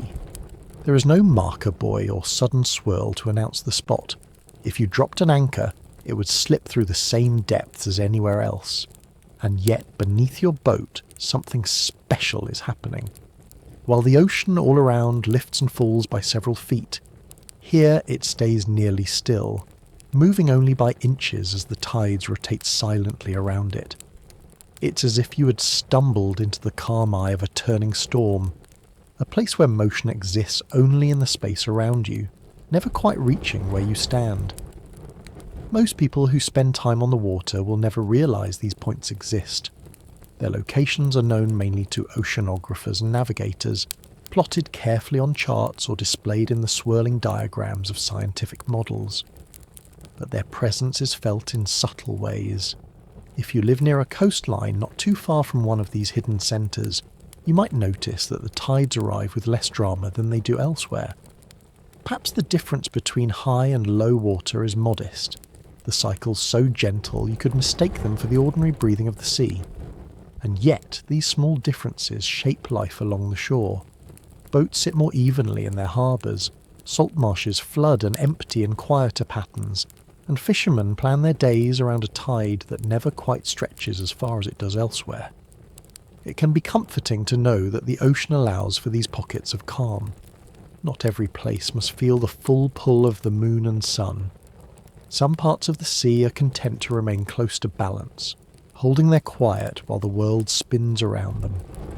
You might think of these amphidromic points as the ocean's secret places, hidden rooms in a great house, where the noise of movement softens into hush, a reminder that even in the most powerful systems, there is always room for stillness. When scientists first began to discover and map them, they did so with a mix of curiosity and respect. Here was proof that the sea was more than a simple follower of celestial commands. It was a complex living system, capable of surprising patterns and elegant contradictions, and perhaps that is why these points feel almost poetic. They are the places where the moon's call becomes a whisper, where the tide's great chorus quiets to a single note. So if you ever find yourself standing on a cliff looking out over an open expanse of water, you might imagine that somewhere out there, the ocean is holding its breath. Just for a moment, in a spot you cannot see, it is choosing to be still. And in that stillness, there is something gently reassuring. A lesson that even the most restless forces have their pauses. That even the sea, with all its endless motion, keep secret places of calm. If you've ever pushed a child on a swing, you already understand the essence of resonance. A gentle push at exactly the right moment can build into something much bigger, each nudge adding to the last until the swing arcs high overhead. The ocean, vast as it is, responds to this same principle. When the rhythm of the moon's pull matches the natural rhythm of a bay or inlet, the water begins to move in time with that pull, each wave reinforcing the one before it. This is resonance, and it can turn an ordinary tide into something extraordinary. In the open sea, the tidal wave travels around the Earth at a speed determined by the depth of the water and the force of the moon's gravity. But when this travelling wave meets a coastline shaped just right, it can become trapped, bouncing back and forth in synchrony with the incoming tide. You might imagine a long, narrow bathtub.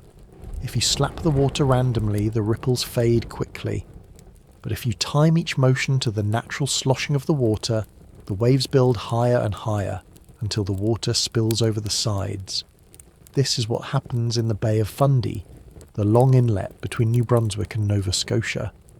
The bay is shaped almost perfectly to catch and amplify the tides, its length and depth tuned to the rhythm of the ocean's natural rise and fall.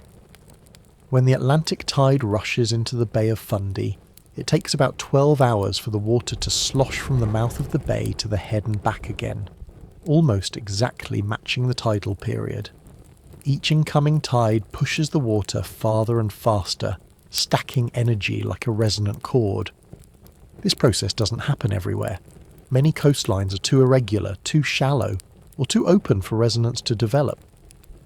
But where conditions are right, the results can be dramatic.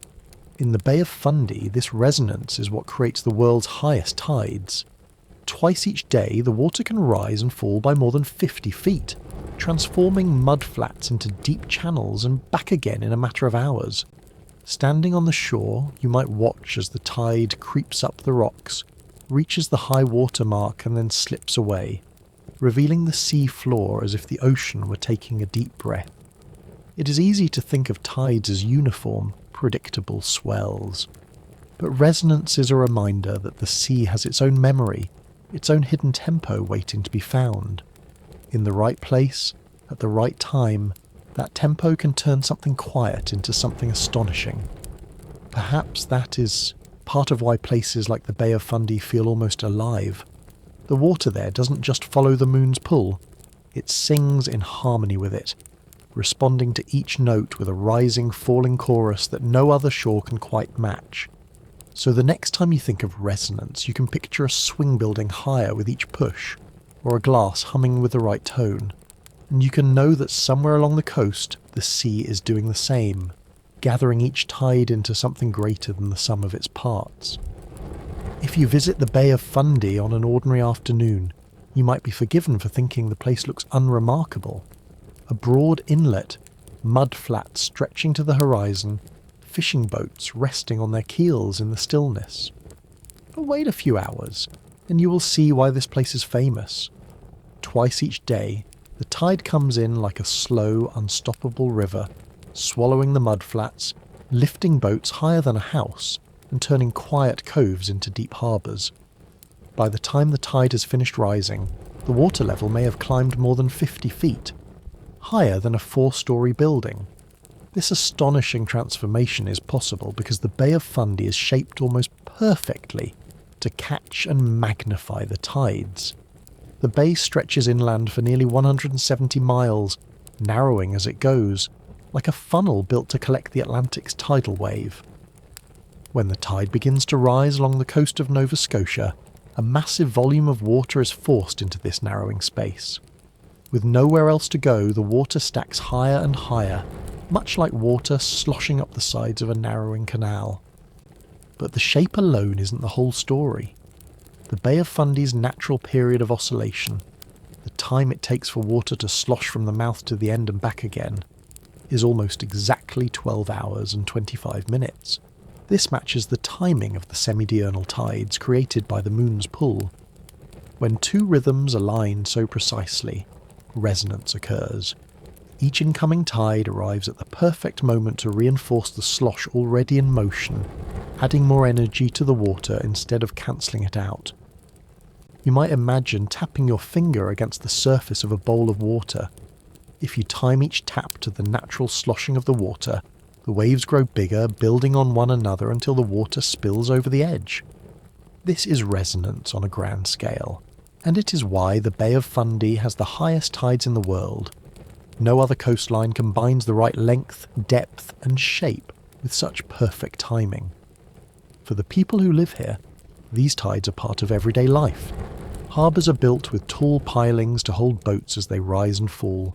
Ramps to floating docks slope steeply at low tide and flatten as the water returns. Entire industries, clam digging, fishing, tourism, are shaped by the predictability and power of this cycle.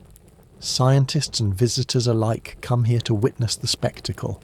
Some stand on cliffs and watch as the tide surges over rocks that were bare hours earlier.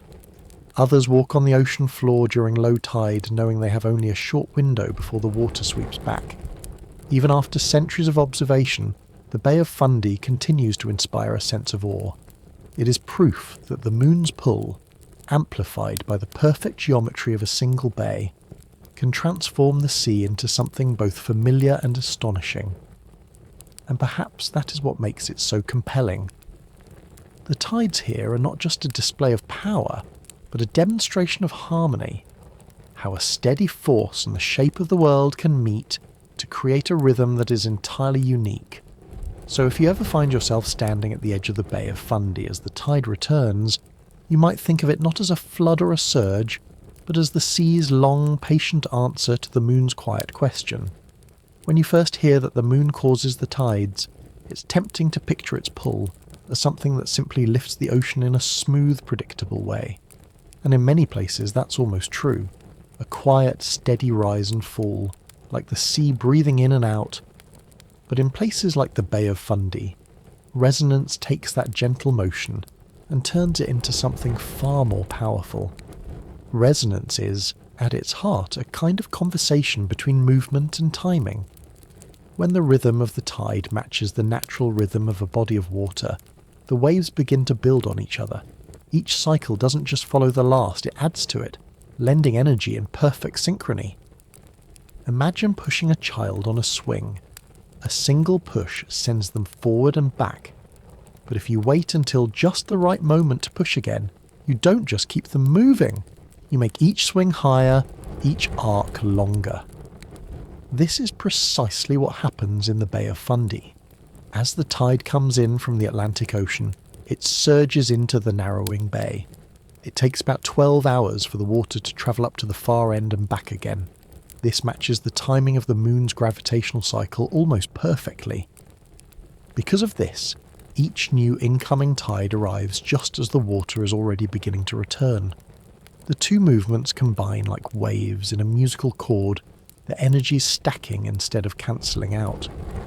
Over hours, this stacking transforms an ordinary tide into something that can climb higher than anywhere else on Earth. It is a quiet magnification, a gentle force multiplied by the perfect shape and timing. Resonance doesn't only happen in the Bay of Fundy. Smaller versions of the same phenomenon can be found in other long, narrow inlets, from Alaska to northern Europe. But nowhere else do the conditions align so exactly or so dramatically. If you stand on the shore and watch the tide return, you might not see the mechanism behind it. The water doesn't rush in all at once. It comes gradually, a slow, patient surge. But hour by hour, the difference becomes clear. Boats rising against their moorings, wharves disappearing beneath the waves, flats that seemed endless now hidden under the sea.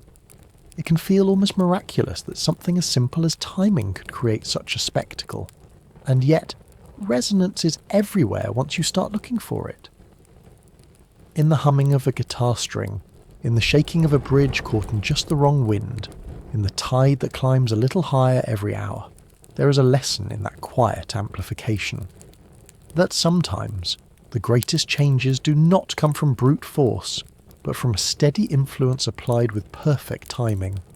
That patience and persistence, when matched to the shape of the world, can create something unforgettable. So if you ever visit a place like the Bay of Fundy and feel the tug of the rising water, remember, it is not the moon alone that lifts the tide. It is also the harmony between motion and landscape, gravity and geography, each answering the other in a dialogue that has no end. And in that dialogue, there is a kind of comfort, a reminder that even the mightiest transformations can begin with a gentle pull, repeated patiently until the whole sea seems to rise.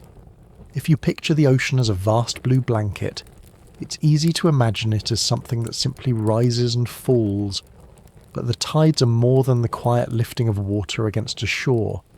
They are also movement, currents that sweep across the seabed, stirring life into every corner they touch.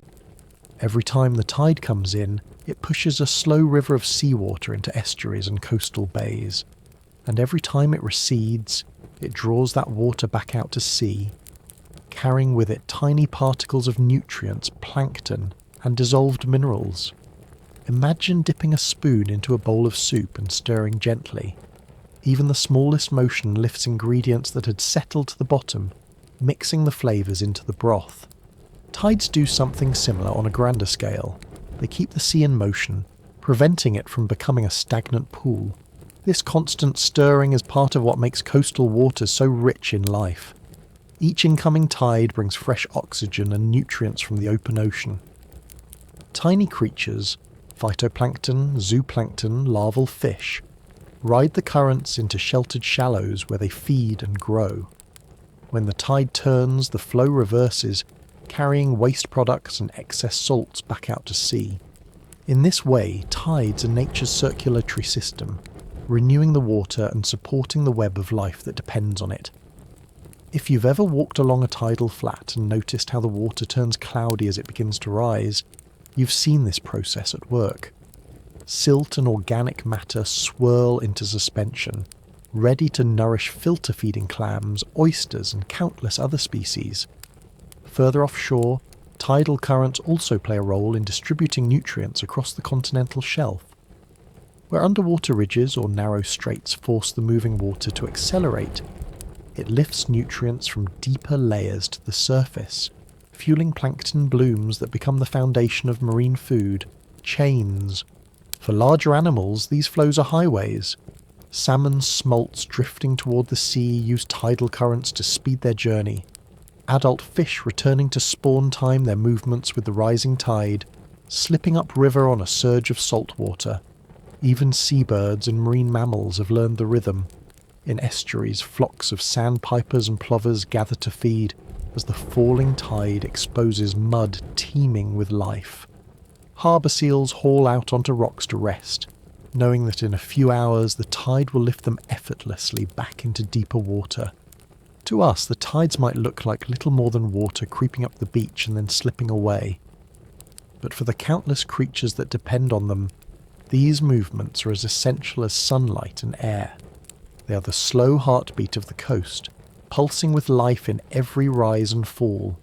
So the next time you stand by the water's edge and see the waves turning brown with stirred up silt, or watch a line of birds following the retreating tide, remember that you are witnessing the ocean's quiet generosity. With every cycle it renews itself, sharing its nutrients, feeding the smallest plankton and the largest whales alike, a reminder that life depends on movement, even when that movement is too slow to see in a single moment. To a human eye, a rising tide can look like nothing more than water reclaiming sand and stone.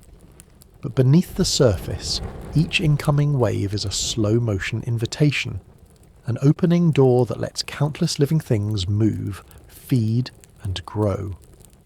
Along the shore, the advancing tide creeps into tide pools left behind by the last retreat. As it rises, it brings with it a fresh surge of oxygen and plankton. Small fish that had been waiting in deeper channels swim forward, nosing into the shallow pools to hunt for tiny crustaceans. For creatures like mussels and barnacles anchored in place, the tide is their lifeline. As the water deepens, they open their shells to feed, drawing in water rich with microscopic food. When the tide recedes, they close themselves tight against drying air and hungry gulls. Even in the mud and sand, life stirs. Buried clams filter the water that seeps down to them, removing particles of food with the same rhythm the moon dictates from 250,000 miles away. Worms emerge from their tunnels, sifting the stirred-up silt. Farther out in the estuaries, the rising tide becomes a moving blanket of safety. Juvenile fish drift in with the current, finding shelter among submerged grasses and reeds that were dry hours earlier. Here, hidden from predators and cooled by fresh water, they feed and grow stronger before venturing back to the open sea. For salmon returning to their natal rivers, the tide is an ally. Each rising surge pushes against the river's flow, reducing the effort needed to swim upstream. If you could watch from below, you'd see these fish waiting in eddies, conserving energy until the tide lifts them a little farther toward their goal. Seabirds, too, time their days by the tide. As it falls, vast flats of mud and sand are exposed, dotted with burrowing worms and small crabs. Shorebirds gather in great flocks to feed, probing the soft ground with quick, practiced movements. When the water returns, they lift as one, wheeling overhead until the next low tide calls them back. Even the landscape itself is shaped by this pattern of rising and falling. Channels deepen where the tide flows strongest. Sandbars form and reform as currents slow and deposit their burden of silt. Marshes fill and empty, filtering nutrients into the sea. For all this complexity, the rule is simple. The tide gives and the tide takes. It feeds the smallest plankton and the largest whales, offers safety to the vulnerable, and challenges the strong to adapt. When you watch the edge of the water creeping across the sand, you're seeing the same process that has nourished life since the first creatures emerged onto soft shores. It is easy to forget that this rhythm is set in motion by forces so distant they can feel abstract. The moon's gravity, the Earth's turning. But the results are immediate and intimate, written into every scale and feather, every root and shell. So the next time you walk along the waterline and see birds picking through seaweed, or glimpse minnows darting in the shallows, remember, you are watching an ancient choreography, one that repeats without fail, day after day, year after year, and in that repetition there is a quiet assurance that life goes on, nourished by the tides, sheltered by the rising sea, and shaped by the moon's invisible hand. If you pause to watch the tide slip across the shore, you might notice how it moves with the same calm, deliberate pace as a breath drawn deep and let out slowly. It is no coincidence that many people compare the ocean's rising and falling to the gentle rhythm of inhaling and exhaling. Tides are, in many ways, the Earth's own circulation, an invisible pulse that nourishes the edges of continents just as a heartbeat nourishes every corner of your body. Picture for a moment how your blood carries oxygen and nutrients to your cells. With each contraction of the heart, fluid moves into the smallest vessels, delivering what is needed before flowing back to be renewed. The tides work much the same way. As the water rises, it carries life and sustenance into marshes, estuaries, and shallow flats. With the outgoing flow, it removes waste, refreshes the currents, and clears away the old to make room for the new. When the tide is at its peak, the sea seems to pause, like lungs held full for a moment before release. And as the water recedes, it leaves behind everything it carried. Driftwood, nutrients, tiny creatures settling into the sand. In that quiet exchange, you can see how the tide is not just movement, but renewal, a slow cleansing that keeps the coastal world alive. This is why so many coastal plants and animals have evolved to live by this rhythm. Salt marsh grasses anchor themselves where they will be submerged and revealed again and again, drinking from each incoming tide. Filter feeders like mussels and oysters rely on the flood to bring food across their gills. Shorebirds time their feeding to the moment when the tide exhales, uncovering the mud flats. Even the patterns of human life have mirrored this tidal breathing. Fishermen launch their boats with the rising water, then wait for the fall to reveal beds of clams and mussels. Families gather on the shore during low tide to walk out across the sea floor, knowing it will disappear again by evening. If you've ever stood on a dock and felt the tide lift the pilings, or watched water lap slowly higher on a seawall, you have seen this hidden circulation in action. It can be easy to think of tides as separate events, high water and low water, flood and ebb. But if you watch long enough, you'll see that they are one continuous movement, a slow heartbeat that never stops. Perhaps this is why so many people find peace in watching the tide. Even when life feels hurried or uncertain, the ocean remains patient. It breathes in and it breathes out without hurry or apology. The moon's pull is steady, the earth's turning is certain, and the water responds again and again in the same calm voice. So if you find yourself near the sea, whether standing ankle deep in foam or listening to waves in the dark, you might take a moment to feel the quiet reassurance in that rhythm. It is the same reassurance that your own breath offers, a reminder that you are part of something much larger, something that moves with a patience beyond your own, something that, in its steady rising and falling, keeps the world alive. If you walk along a beach and see ripples in the sand or a curve of driftwood marking the high tide line, you're seeing the tide's quiet work, an endless process of building, carrying and remaking the land at the ocean's edge. Unlike waves that crash and roar, tides work patiently. They slip in, hour after hour, lifting grains of sand and specks of silt, carrying them to new places before letting them settle again as the water retreats. Imagine the tide as a great hand smoothing the shoreline. With each rising flood it reaches farther inland, collecting fine sediments, washing them over mudflats and into estuaries. When the water pulls back, it leaves some of this material behind, reshaping the land in small but persistent ways. Over days and months, these small rearrangements become something larger. A sandbar grows a little longer, a channel deepens, a marsh edge creeps inland, nourished by layers of silt the tide lays down like a quiet offering. Even the steepest cliffs are not immune. At high tide, water seeps into cracks, softening the rock. When the tide falls and the sun dries the surface again, the rock expands and contracts, slowly loosening grains that will someday tumble to the beach below. In this way, the shoreline is always in motion, even when it looks still. The edge of the sea is a place of slow transformation, shaped not by sudden events, but by a rhythm measured in decades and centuries. If you stand on a jetty and watch the tide flowing around the rocks, you can see the power in this persistence.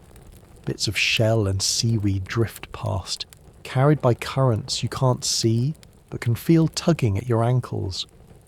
Those same currents sort the sand grain by grain, making patterns you might mistake for decoration, but which are really the sea's handwriting on the land. For countless creatures, these shifting sediments are life itself.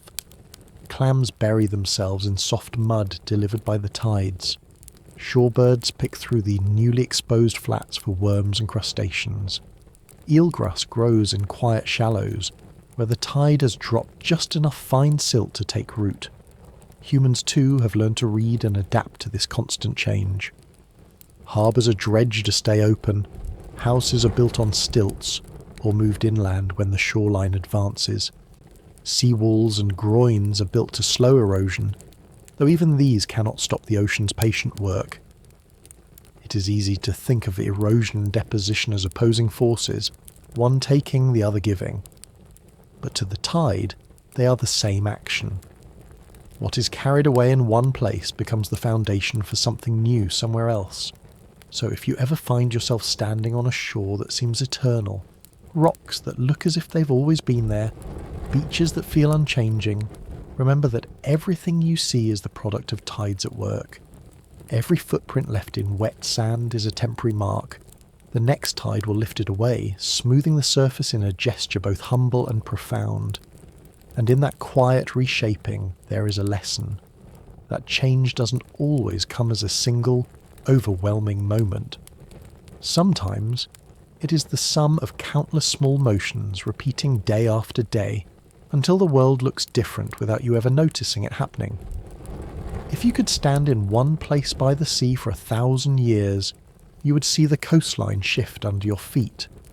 Cliffs retreating by inches, sandbars appearing where there was once open water, estuaries filling and emptying like lungs that breathe across centuries. Tides are one of the quiet forces behind this transformation. Unlike storms that strike in a single afternoon, tides work with patient consistency, returning twice each day to do their part in shaping the shore. Imagine the tide as a slow sculptor, pressing its hands to the same stones again and again. Each rising flood seeps into cracks, carrying grains of salt that weaken the bonds holding rock together. Each retreating ebb draws loosened particles away, carrying them down the beach or out to sea. Over years, these tiny removals add up. A cliff that looks immovable loses a little more of itself each season. The face of a dune shifts, tilting forward as sand migrates with the flow. Even harbours, dug by human hands, must be dredged and maintained, because the tide is always rearranging what we build. But the tide does not only erode, it also restores. As the water moves, it deposits silt and sand in quieter coves, gradually building up marshes and mud flats that become nurseries for life. Every particle carried away from one shore becomes part of a new beginning somewhere else. Think of a fallen leaf in a river. It drifts downstream, spinning slowly, caught sometimes in an eddy, sometimes released to the current again. Eventually it settles against a bank, where it will feed new growth. The tide does this with entire landscapes, moving them grain by grain, so gently that you might never notice the change until you look back over a lifetime. This long view can be hard for us to grasp. We measure time in days and months, while the shore measures it in centuries. The tides are content to wait, knowing that each cycle brings a little more change. People who live close to the water have learned to respect this slow power. They build houses on pilings or set them back from the dunes. They plant grasses to anchor shifting sands, understanding that nothing they do can stop the ocean entirely, only persuade it to move a little more slowly. Sometimes that effort succeeds. A seawall holds back erosion for decades, buying time for a community to adapt. Other times, the sea reminds us that it has the last word.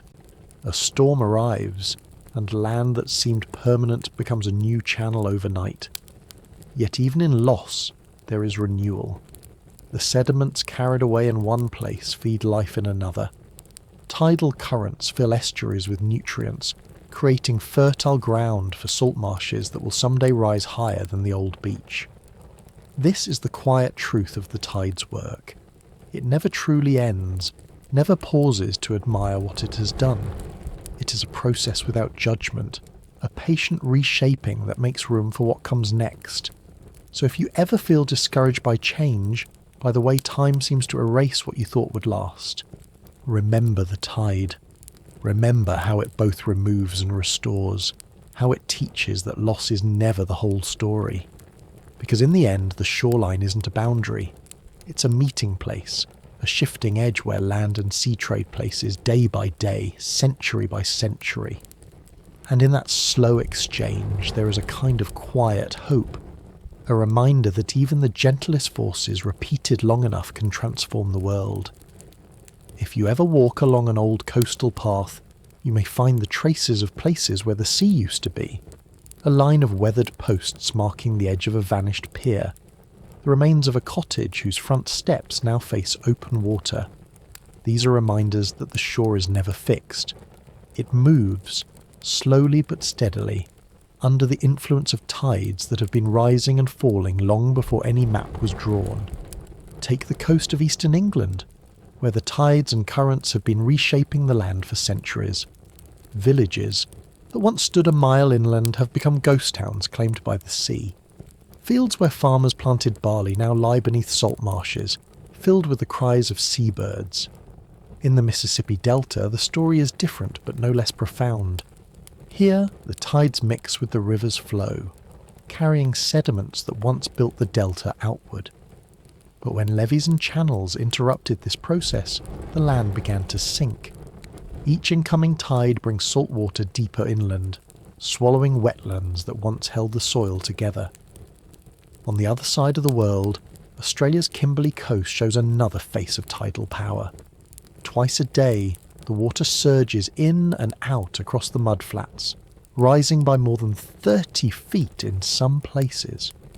Over time, this constant movement carves wide channels through the rock, leaving twisting inlets that look almost like rivers when the tide retreats. Closer to home, you may have seen smaller examples: a sandbar that shifts with each season, a creek mouth that migrates a little farther down the beach each year. These small changes are part of the same process, the slow rearrangement of the boundary between land and sea. And yet, for all its restlessness, the tide is also a creator. It builds as it erodes. In the Bay of Fundy, the same forces that wear down cliffs also deposit layers of silt that nurture vast mudflats teeming with life. Along barrier islands, the tides carry sand from one end to the other, allowing the islands themselves to drift slowly over decades. A quiet migration shaped by water's patient hand. People who live near these shifting landscapes often develop a kind of humility about them. They know that no seawall lasts forever, no dune holds its place indefinitely. They build with this knowledge, accepting that the edge of the land is a place of constant negotiation. If you ever visit such a coast, you might take a moment to notice how familiar the signs of change are. The bleached skeleton of a tree where the salt water has crept in, a trail that ends abruptly in the waves, the fresh sand deposited by the last high tide, covering footprints that seemed, just hours before, so permanent. These are not simply losses. They are reminders that the world is alive, that the boundary between land and water is not a line but a conversation. So if you feel unsettled by the idea of landscapes that won't stay still, remember that this movement is also what makes them rich and full of life. The same tide that takes away the old is forever bringing in the new, grain by grain, day by day. And in that slow exchange, despite the erosion and the flooding, the loss and the renewal, there is something quietly reassuring. A proof that nothing remains unchanged, but that in change itself there is a kind of continuity that endures. Long before people understood the science of the moon's pull, they knew how to watch the water. In fishing villages and coastal camps, tides were the clock that set the pace of life, the silent guide that determined when to set nets, when to launch boats, and when to gather food left behind on the sand. Imagine a small boat rocking gently at anchor, waiting for the tide to lift it clear of the mud. For generations, families have learned to read the signs, the fresh line of seaweed marking the last high water, the direction of ripples where the ebb has begun to slow. In many places, fish traps were built from stone or woven branches, set just where the tide would retreat far enough to leave fish stranded in shallow pools. Along the coasts of the Pacific Northwest, people built elaborate walls of rock that curved toward the shore, guiding salmon into holding areas as the water slipped away. When the tide came back, the traps refilled, ready for the next cycle. These ancient structures, some thousands of years old, are quiet proof of how long humans have depended on the predictable rise and fall of the sea. For shellfish harvesters, timing is everything. Low tide exposes beds of clams and oysters hidden under mud and sand. On the Atlantic coast, families still walk out across broad flats with buckets and rakes, gathering their harvest before the water returns. In many cultures, the schedule of daily life was built around these hours of exposure. Meals, chores and stories shared by the fire often revolved around the next low tide. Even now, tide tables are pinned up in kitchens and taped inside the windows of boats. A reminder that no matter how modern the tools, the sea keeps its own schedule. Fishing itself is shaped by the tide's motion. As the water floods estuaries, it brings schools of bait fish that larger predators follow.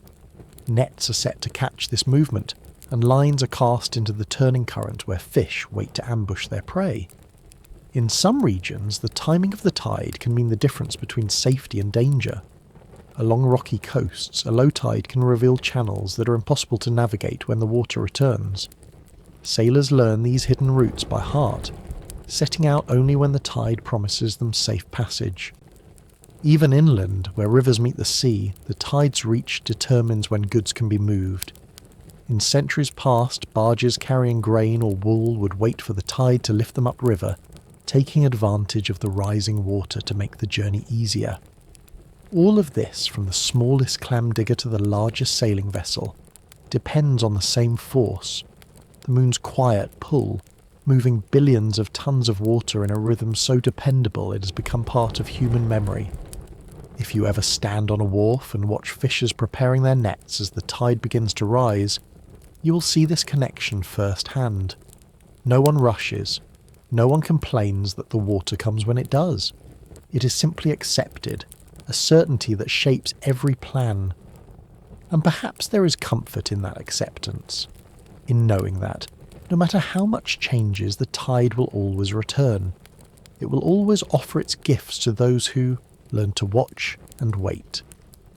So the next time you see a tide table pinned to a door, or hear someone mention the hour of low water, remember that these are not just numbers. They are reminders of a relationship older than any harbour, a partnership between people and the sea that has endured as long as we have known how to listen. Before clocks marked the hours and calendars marked the seasons, people turned their eyes to the sea. They watched the moon slip across the sky and measured time by the rhythm of the tides, an unhurried cycle that never needed winding or adjustment. In harbours across the ancient world, this quiet predictability became a kind of natural clock. Sailors learned that the tide would rise twice each day, lifting their boats over sandbars and carrying them away from shore. As long as you knew how to read the water, you could plan your journey with confidence. Imagine a small trading vessel in a Greek harbour 2,000 years ago. The captain would watch the shoreline carefully, noting where the wet rocks began to glisten as the tide crept in. He knew how long it would take for the water to reach its peak, when the ship would float free of the mud. There was no need for mechanical timepieces, only observation, memory, and trust in the sea's patience. In northern Europe, the Vikings studied the tides as part of their skill in crossing dangerous coastal shallows. They carried tide staffs marked with notches that showed how high the water would rise. At certain times of year, when spring tides were highest, they could launch their longships farther inland, travelling rivers that were too shallow at other times. Further east, the Chinese developed sophisticated tide prediction techniques to guide their vast trading fleets. In the estuaries of the Yangtze and Pearl rivers, tides determined not just when ships could sail, but how far inland goods could be carried. Whole economies pulsed in time with the moon. Even inland communities learned to read the tide's distant influence. Where rivers meet the sea, the rising water pushes back against the current, slowing its flow and lifting it higher. Farmers built channels and irrigation ditches that relied on this gentle surge to water their fields. Timekeeping itself was often woven together with tidal knowledge. The ancient Romans named their watches, the divisions of the day, in part by observing the movement of the sea. Medieval monastic communities set prayer schedules by the rhythm of tides, as well as the position of the sun and stars. For many people, the tides were not just a background phenomenon, but a living measure of time. The cycle of high water and low water became a way to mark the hours, to anchor daily life in something larger and older than any human invention. And in this quiet reliance, there was also a kind of respect. No one could command the tide to hurry or wait. You could only learn to listen, to watch the signs on the shore and the face of the moon, to accept that some things arrive only when they are ready. Today, satellites and electronic tide gauges can predict the rise and fall of water years in advance, down to the minute. But for most of our history, all we needed was the patience to watch, and the wisdom to remember what we had seen. If you find yourself near the sea at dusk, when the tide begins to slip back into darkness, you are witnessing the same slow clock that guided generations before you. It is a reminder that time does not always need numbers or machines to make itself known. Sometimes it is enough to look at the water, see how it lifts a piece of driftwood or uncovers a stretch of sand, and feel for a moment that you're standing inside an old, familiar rhythm. Beyond their practical importance, tides have always held a place in the imagination. They appear in myths, poems, and proverbs, symbols of inevitability, patience, and quiet power. It's not difficult to see why.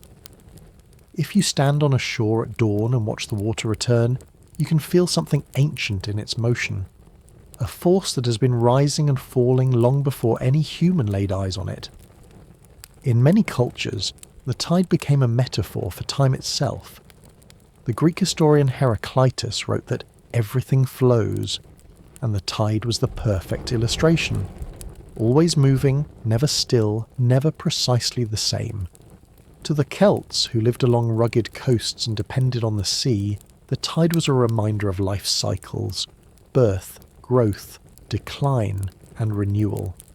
Their stories are filled with imagery of the ocean's edge, where the land is claimed and released over and over again. In Japan, the tide has long carried spiritual significance. The Shinto tradition sees the meeting of land and sea as a place of purification. Rituals are often performed at low tide, when the water withdraws to reveal sand washed clean by the moon's patient hand. Literature too has drawn from this quiet rhythm. Shakespeare called the tide a full sea, that, taken at its flood, leads on to fortune. Later poets and philosophers would echo the idea that to succeed, one must act when the tide is rising, to trust in the opportunity that comes, then recedes. Yet the tide symbolism is not only about seizing moments. It also speaks to surrender, learning when to let go, when to allow change to wash over what we thought was fixed. In this way, the ocean teaches humility. No harbour wall stands forever. No plan can hold the water back indefinitely. You can see this understanding woven into coastal folklore.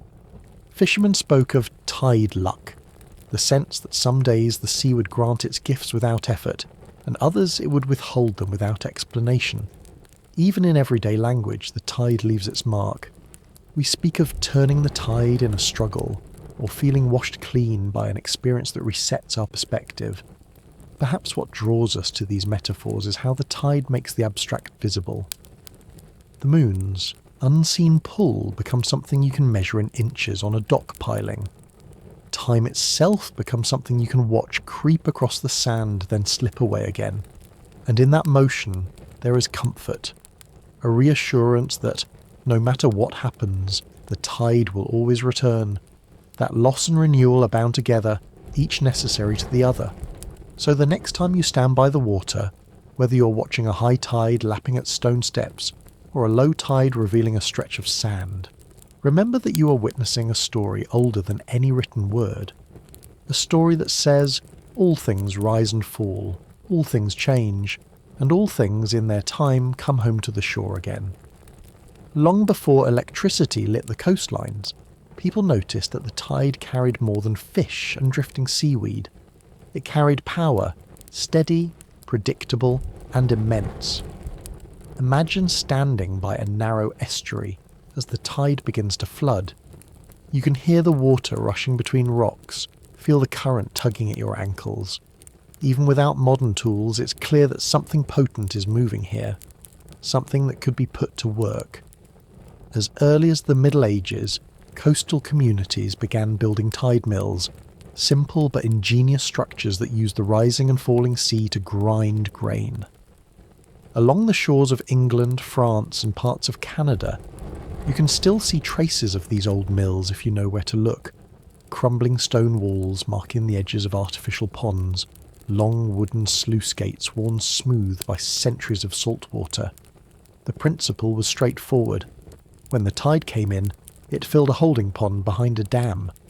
Once the tide turned and the sea level fell, the stored water could be released through a water wheel, turning grinding stones or powering simple machinery.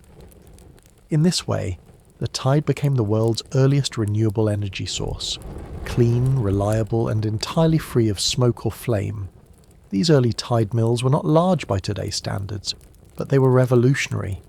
They allowed communities to mill grain without relying on rivers or streams.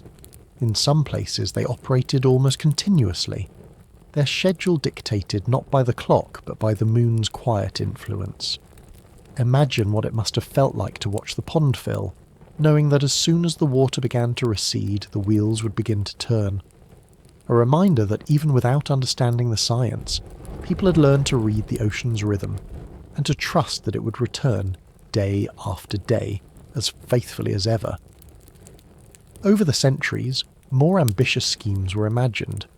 Engineers in the 19th and early 20th centuries dreamed of building vast tidal barrages, massive dams that could capture entire estuaries. But the technology and the economic will were rarely in place to make these dreams real. Still, the idea endured. The power of the tide was too steady to ignore. Unlike wind or rain, it could be predicted years in advance, and unlike rivers, it never dried up. Twice a day the ocean would rise, bringing its quiet promise of energy.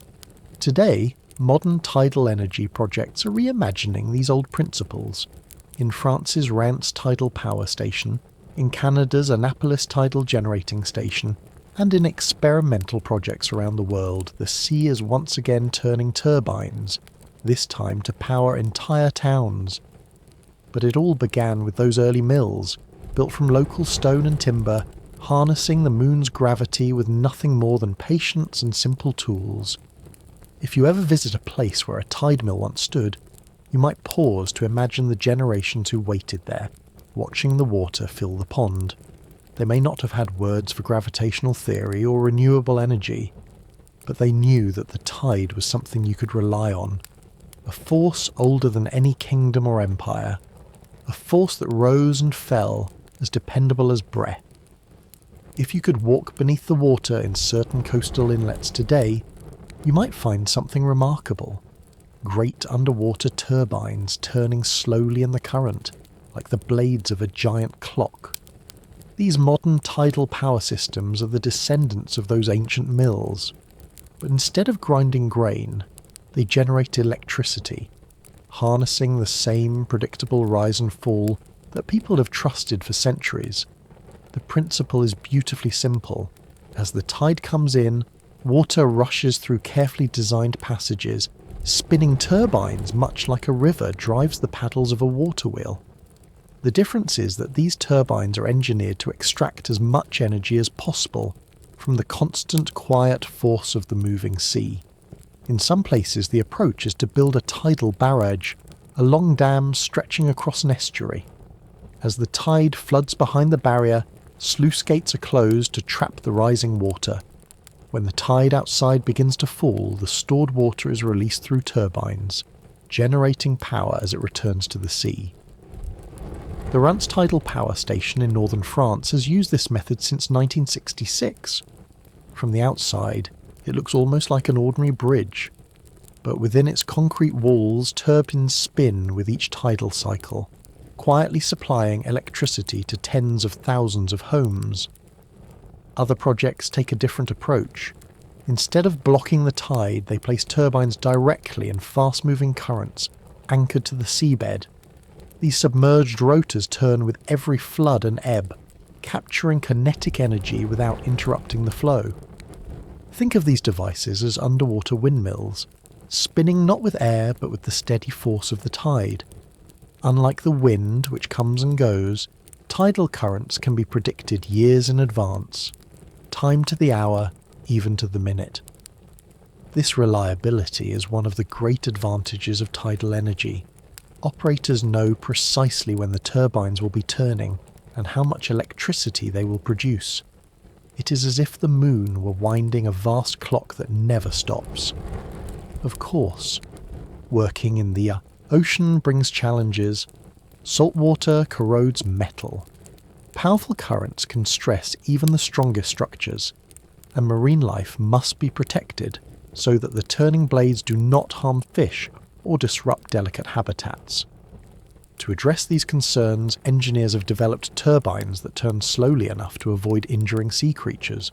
They study the seabed carefully before construction, ensuring that each installation fits respectfully within the living landscape.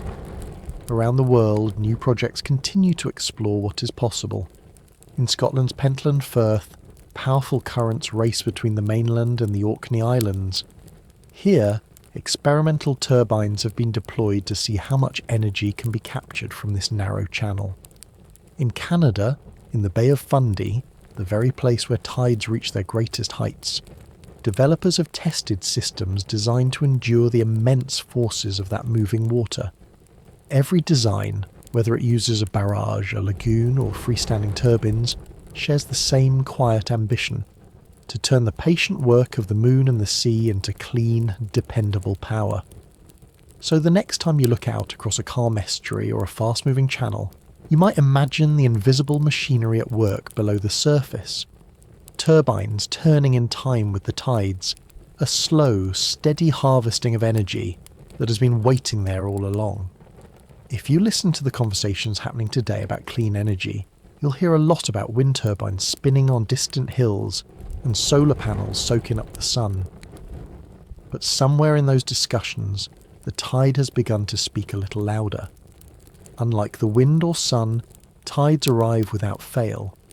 You don't have to hope for clear skies or steady breezes. Twice a day, every day, the moon's pull lifts and lowers the sea in a pattern you could set your watch by.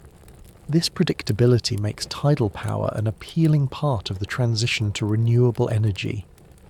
Where other sources can fluctuate, tides remain steady, like a heartbeat that never forgets its timing. Still, harnessing this force requires careful balance. The same currents that carry energy also nourish ecosystems. Mudflats, salt marshes and estuaries thrive on the constant motion of the tide, and any effort to capture that energy must ensure these delicate environments remain healthy. Engineers today are exploring new designs that promise to be both effective and gentle. Tidal stream turbines, for example, sit quietly on the seabed. They let water flow around them rather than stopping it outright. Instead of a dam, they function like submerged windmills, turning slowly enough to let fish slip by unharmed. Research continues into ways to build barrages and lagoons that blend into the landscape. Some designs use floating platforms tethered to the seabed, capturing energy without disturbing habitats below. Others propose building smaller systems in many places instead of concentrating all generation in one large project. Each approach reflects the same lesson, that sustainability isn't only about producing clean electricity, it's also about respecting the living world that makes it possible. Tidal energy remains a small piece of the global energy picture for now, but its potential is enormous. The International Energy Agency has estimated that if all technically feasible sites were developed, tides could eventually provide enough power for millions of homes. In coastal communities where the sea has always been both a friend and a challenge, this possibility feels especially fitting.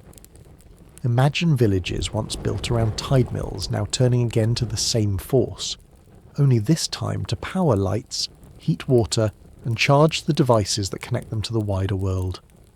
And in this return to tidal power, there is a kind of symmetry. An old partnership renewed, shaped by modern knowledge but grounded in the same quiet certainty, that the tide will always come back. Perhaps that is why so many people find hope in these projects. They are proof that progress does not have to mean breaking with the past. Sometimes it means listening more closely to rhythms that have been here all along. So if you ever stand by the water's edge and feel the pull of the tide, you might think of it not just as a natural wonder, but as a promise.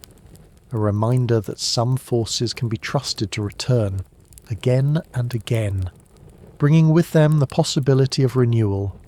In that slow, dependable motion, there is an energy not just to be captured, but to be respected.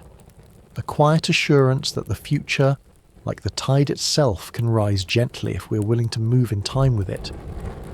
If you think of the Earth as a great spinning top, it feels almost eternal.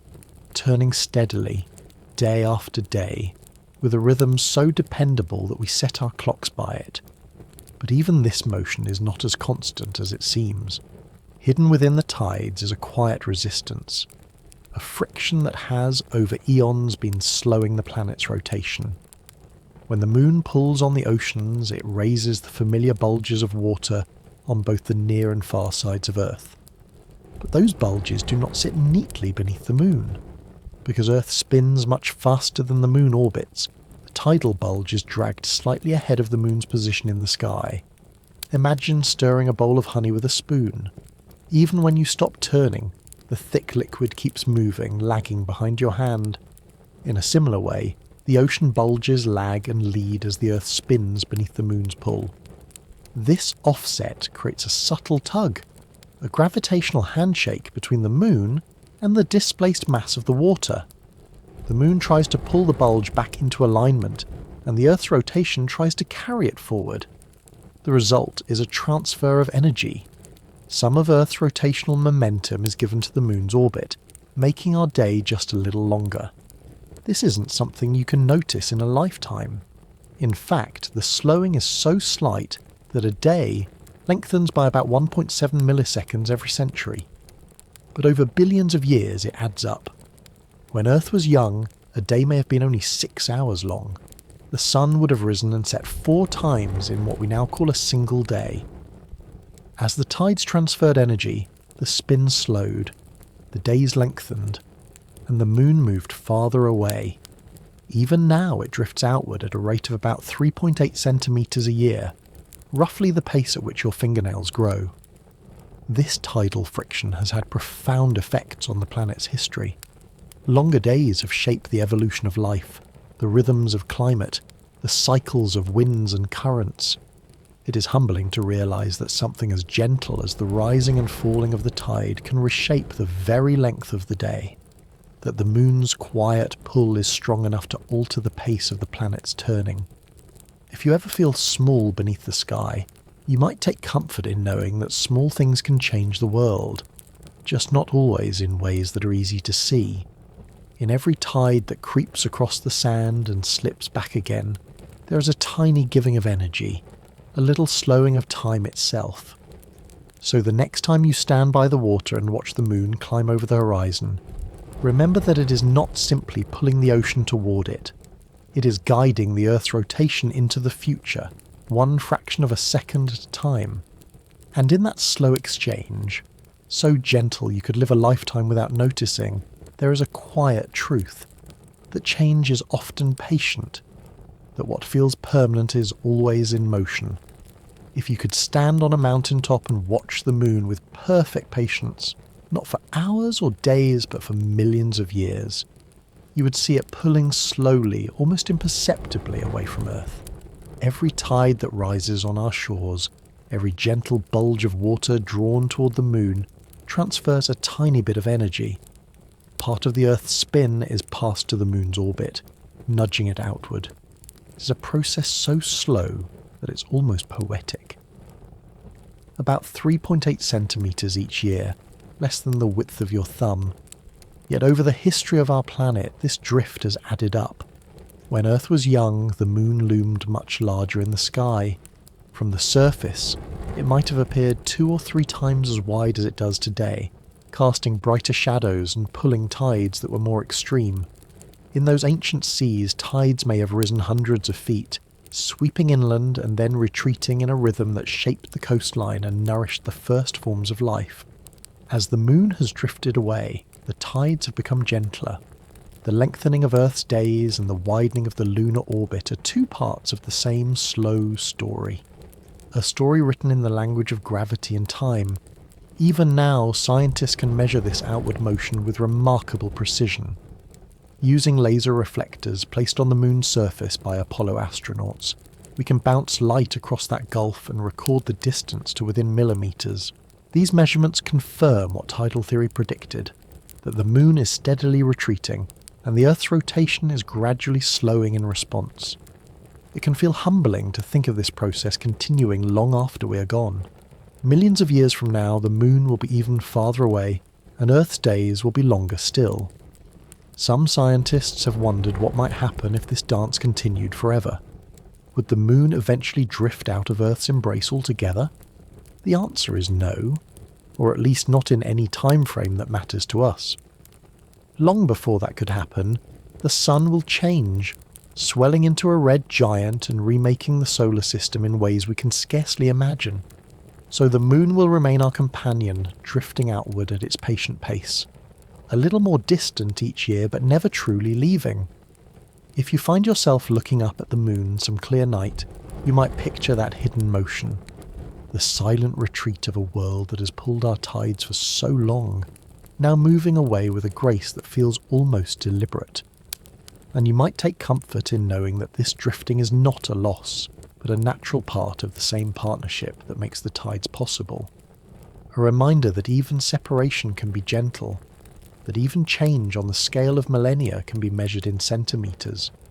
In the end, the moon's slow departure is another testament to the quiet power of small forces, repeated without hurry over unimaginable spans of time. It can be hard to imagine that the tides slipping quietly up the beach today are reshaping something as fundamental as the length of the day itself. But over the course of Earth's long history, that is exactly what they have done. Every tide raised by the moon tugs against Earth's rotation, slowing it just a fraction of a second at a time. It happens so gradually that, in a human lifespan, you would never feel it. The sun will still rise and set with the same reliable rhythm, the days slipping past with no obvious change. Yet if you look back far enough, hundreds of millions of years, you can see the record of that slowing written in stone. In ancient rocks called tidal rhythmites, fine layers of sediment were laid down in patterns that record the cycles of tides. Like tree rings, these layers hold a memory of time. When scientists count them, they find something astonishing. Hundreds of millions of years ago, there were more days in a year because each day was shorter. In the Devonian period, for example, a day may have lasted only about 21 hours, and a year contained over 400 of them. The planet spun faster then, before the tides had stolen their tiny share of momentum and gifted it to the moon's orbit. As this process continues, Earth's days are lengthening by about 1.7 milliseconds each century. Over the lifetime of our species, this adds up to little more than a blink. But in another 50 million years, a day will be more than an hour longer than it is now. These subtle shifts also influence the delicate dance between Earth and the moon. As our rotation slows, the moon continues its drift outward, balancing the exchange of energy. This gradual transformation shapes tides themselves. As the moon moves farther away, the strength of the tides will slowly diminish. It is a reminder that nothing is ever truly static, not even something as seemingly fixed as the cycle of night and day. If you ever stand on a beach at dawn, watching the first light spill over the horizon, you're witnessing the product of billions of years of adjustment. A day length set not just by the Earth's spin, but by the patient pull of tides. In a way, this knowledge can feel comforting. Time itself is elastic, always changing by the smallest degrees. What we call a day is simply a measure of rotation, a measure that tides, in their quiet persistence, are constantly rewriting. This slow lengthening has had effects beyond the ocean. Longer days have changed the patterns of wind and climate. Over eons, these shifts have influenced everything from the way continents drift to the evolution of plants and animals adapting to the cycle of light and dark.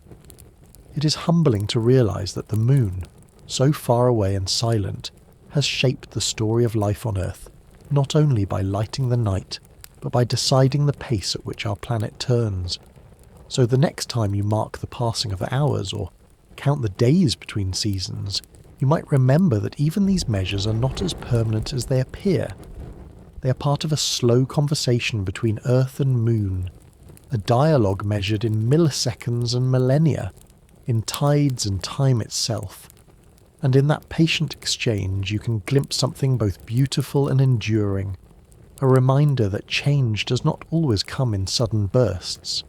Sometimes It unfolds in the space between heartbeats, in the smallest increments, until one day the world has become something new. When most people think of tides, they picture the water rising and falling along a familiar shore, a quiet rhythm measured in feet and hours. But beyond the beaches and estuaries, the tide is also a hidden engine, driving currents that help regulate Earth's climate. Imagine the ocean not as a single vast pool, but as a layered system, with warmer water at the surface and colder, denser water below. In many places these layers stay separate, the warm water floating gently atop the cold, like oil on vinegar. But as tides move across underwater ridges and continental shelves, they stir these layers together. Each passing tide creates turbulence, eddies and swirling currents that mix surface water with the depths. This process, called tidal mixing, has effects that reach far beyond any single coastline. It helps distribute heat from the equator toward the poles, softening the extremes of temperature and shaping weather patterns across continents.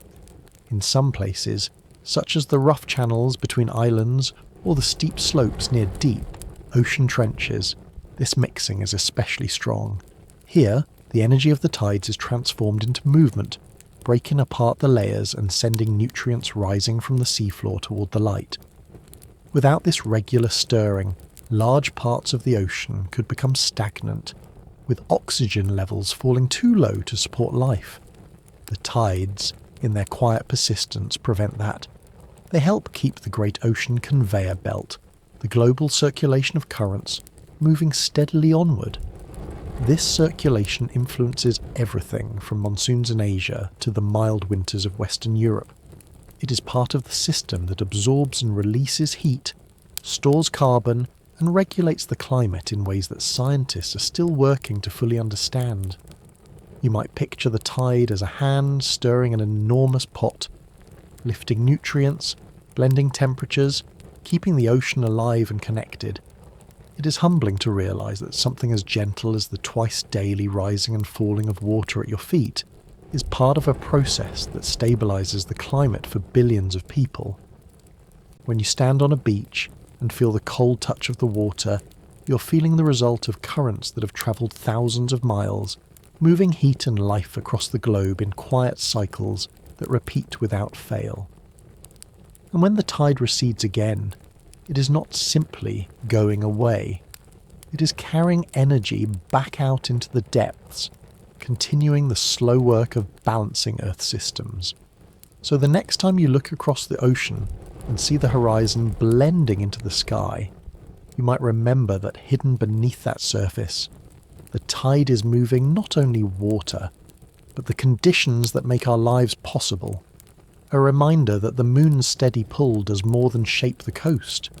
It shapes the air we breathe, the food we grow, and the seasons that unfold around us.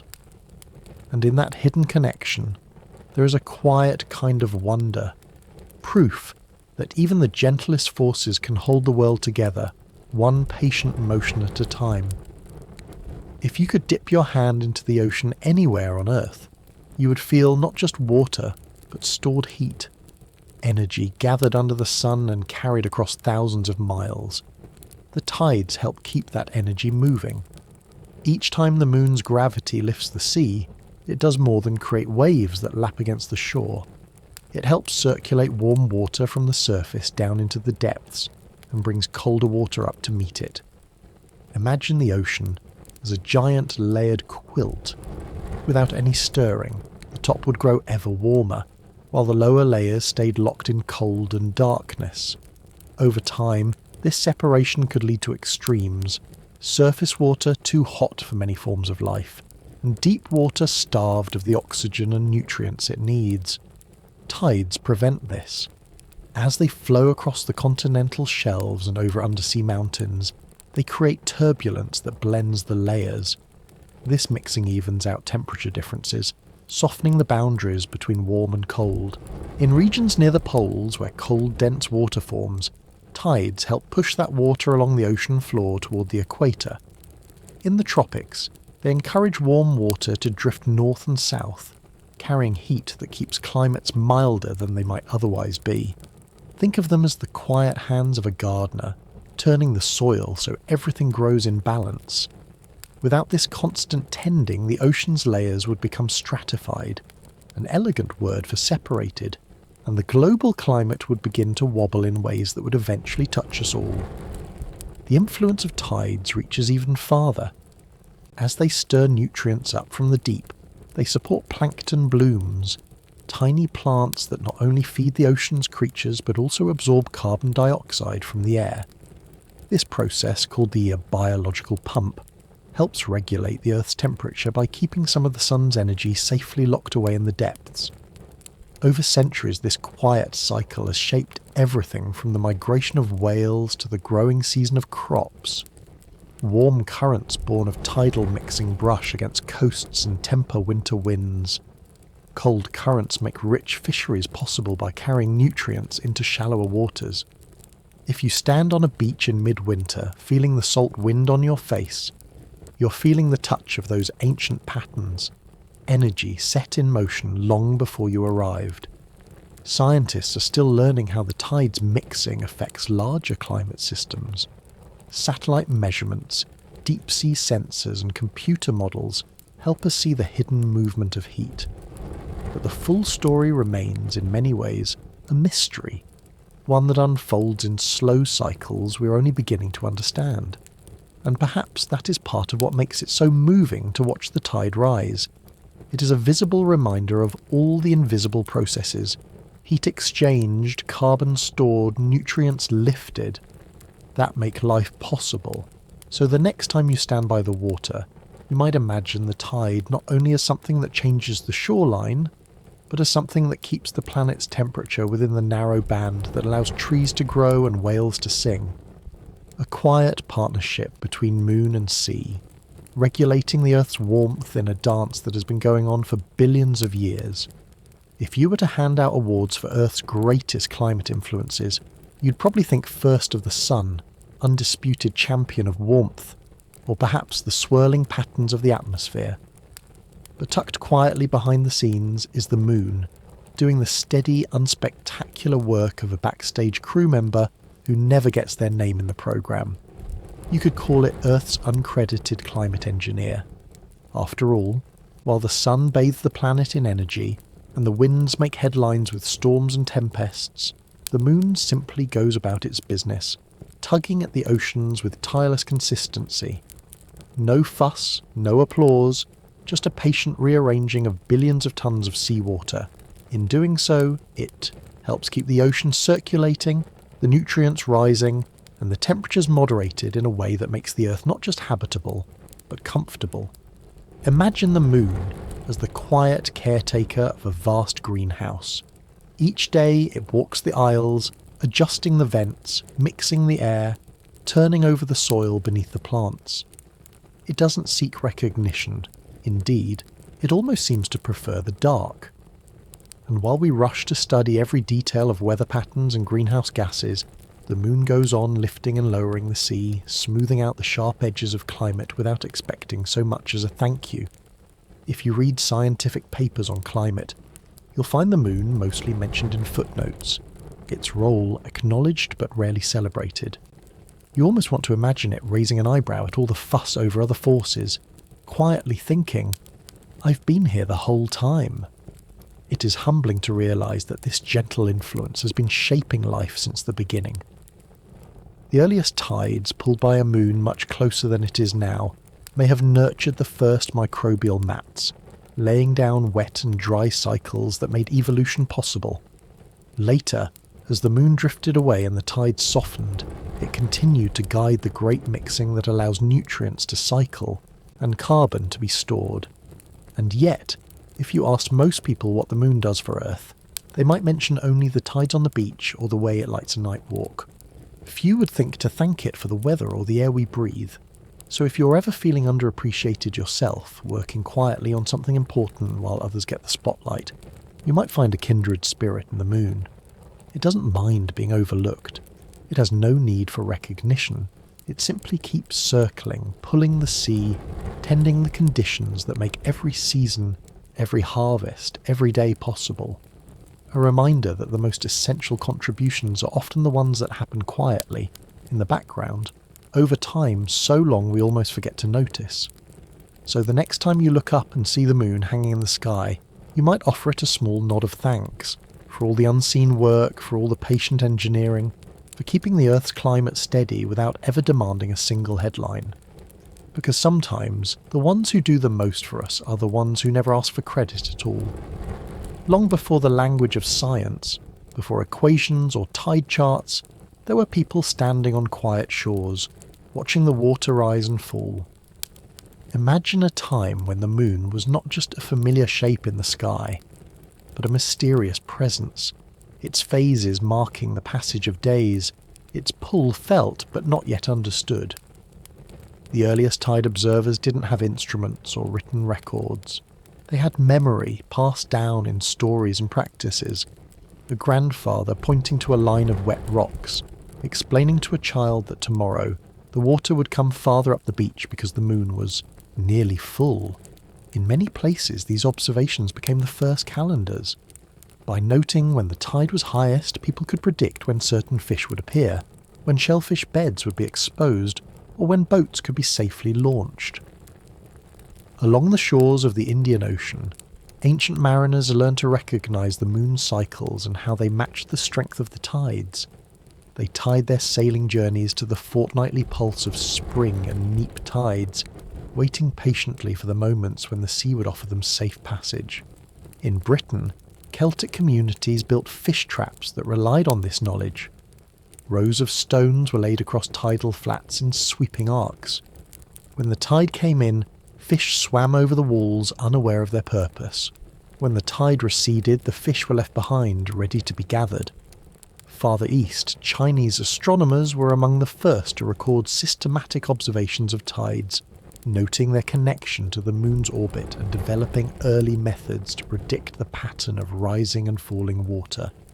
You can almost picture these ancient watchers, standing in dawn's first light, scanning the horizon for the slender crescent or the heavy fullness of the moon, and understanding that whatever shape it wore, it was speaking to the sea. Over time, this practical knowledge became woven into daily life. In some cultures, the tide cycle guided rituals and festivals. In others, it was the unspoken logic behind when to plant, when to harvest, when to journey out to sea. And though the explanations varied, some believed it was the work of gods, others that the moon itself drank the water and poured it back. Nearly all cultures recognised the same underlying truth. The moon and the tide were inseparable. There is something quietly beautiful in this early understanding. Without instruments or formal science, people learned to see the ocean as part of a larger rhythm. They could not measure the gravitational pull, but they knew it was real because they saw its effect every day. So the next time you glance at a tide chart or read a forecast on your phone, you might remember these first observers, standing on beaches centuries ago, watching the moon climb the sky, and trusting that the tide would always follow. They remind us that knowledge doesn't begin with data. It begins with looking closely, with noticing the way the world repeats itself, and with finding patterns in the quiet movements of water beneath the moon's patient gaze. For people whose lives depended on the sea, understanding the tides was never optional. It was a skill as necessary as knowing how to build a boat or mend a net, a knowledge etched into memory and passed on through countless generations. In maritime cultures around the world, the rising and falling water determined everything from when a harbour could be entered to when a fishing trip could begin. Picture a small coastal village on the Bay of Bengal. Long before sunrise, fishers would walk the beach, feeling the firmness of the sand beneath their feet, watching how far the night's tide had climbed. If the moon was new or full, they knew the water would soon return higher still, flooding estuaries and lifting their boats free. They had no written tide tables, but they carried the schedule in their minds, a mental almanac built from years of paying attention. On the western coast of Europe, the story was much the same. In places like Brittany and Cornwall, tides could rise by several metres in just a few hours. Sailors and merchants learned to time their arrivals with the high tide. when cargo could be loaded and unloaded safely. Some ports even developed bells or horns that sounded as the tide turned, signalling crews that it was time to prepare. For these communities, the moon's cycle wasn't an abstract idea, it was the heartbeat of their economy. In Polynesia, navigators crossed vast distances using clues most people would never notice. The shape of ocean swells, the colour of the water over reefs, the way the tide pulled against an outrigger's hull. The tide was part of an intricate language of signs, one that told them when to set sail and when to wait. Further north, in the cold waters of the North Sea, the Dutch perfected the art of reading the tides to manage their shallow harbours. Canals and locks were designed to hold back or release the tide's flow, protecting low-lying land and allowing ships to pass safely. Even without modern measurements, these communities understood the patterns. They knew when spring tides would flood low fields or when neap tides would leave fishing boats grounded. Over centuries, this practical understanding became almost second nature. Children learned to read the sea as soon as they could walk, to recognise the sheen of newly wet sand, or the scent of mud flats just revealed by a receding tide. It is easy to romanticise this knowledge, but it was hard-won. A misjudged tide could mean losing a catch, or losing a life. To live by the ocean meant accepting that you were part of a cycle you could never control, only respect. Today, electronic sensors and satellite data make it possible to predict tides years in advance. But if you visit a working harbour early in the morning, you'll still see people stepping onto the docks, glancing at the sky, tasting the wind and watching the water's edge with the same quiet attention their ancestors did.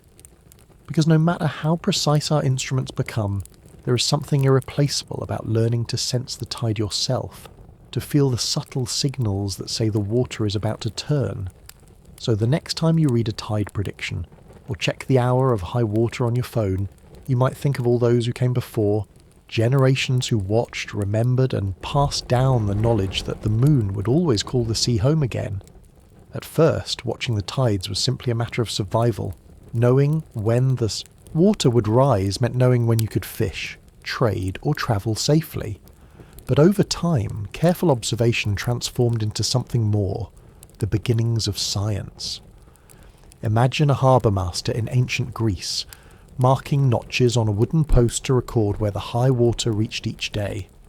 As the moon waxed and waned, the pattern emerged, a rhythm repeating every 2 weeks, a regular dance that no storm or season could erase.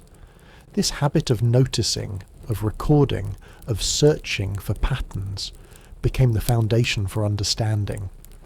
In China, by the 1st century CE, scholars were writing about the connection between the moon's phases and the tides. They documented how the greatest floods arrived with the new and full moon, and how the neap tides followed a week later. These observations were precise enough to guide shipping and agriculture for entire regions. In the Arab world, mariners who sailed the Indian Ocean developed sophisticated tide tables based on lunar cycles. They combined knowledge of the stars with generations of local experience, creating predictions that were both practical and astonishingly accurate. As European exploration expanded, the need to understand tides became even more urgent. A ship caught on a shoal because of a miscalculated tide could mean disaster. So navigators began to systematize what local fishers had known intuitively for centuries. By the 17th century, scientific inquiry into tides was flourishing. Galileo, though he misunderstood the cause of the tides, believing they were driven by Earth's motion, helped ignite a curiosity that others would pursue. It was Isaac Newton who finally described the gravitational pull of the moon and the sun as the true engine behind the tides, uniting observation with theory.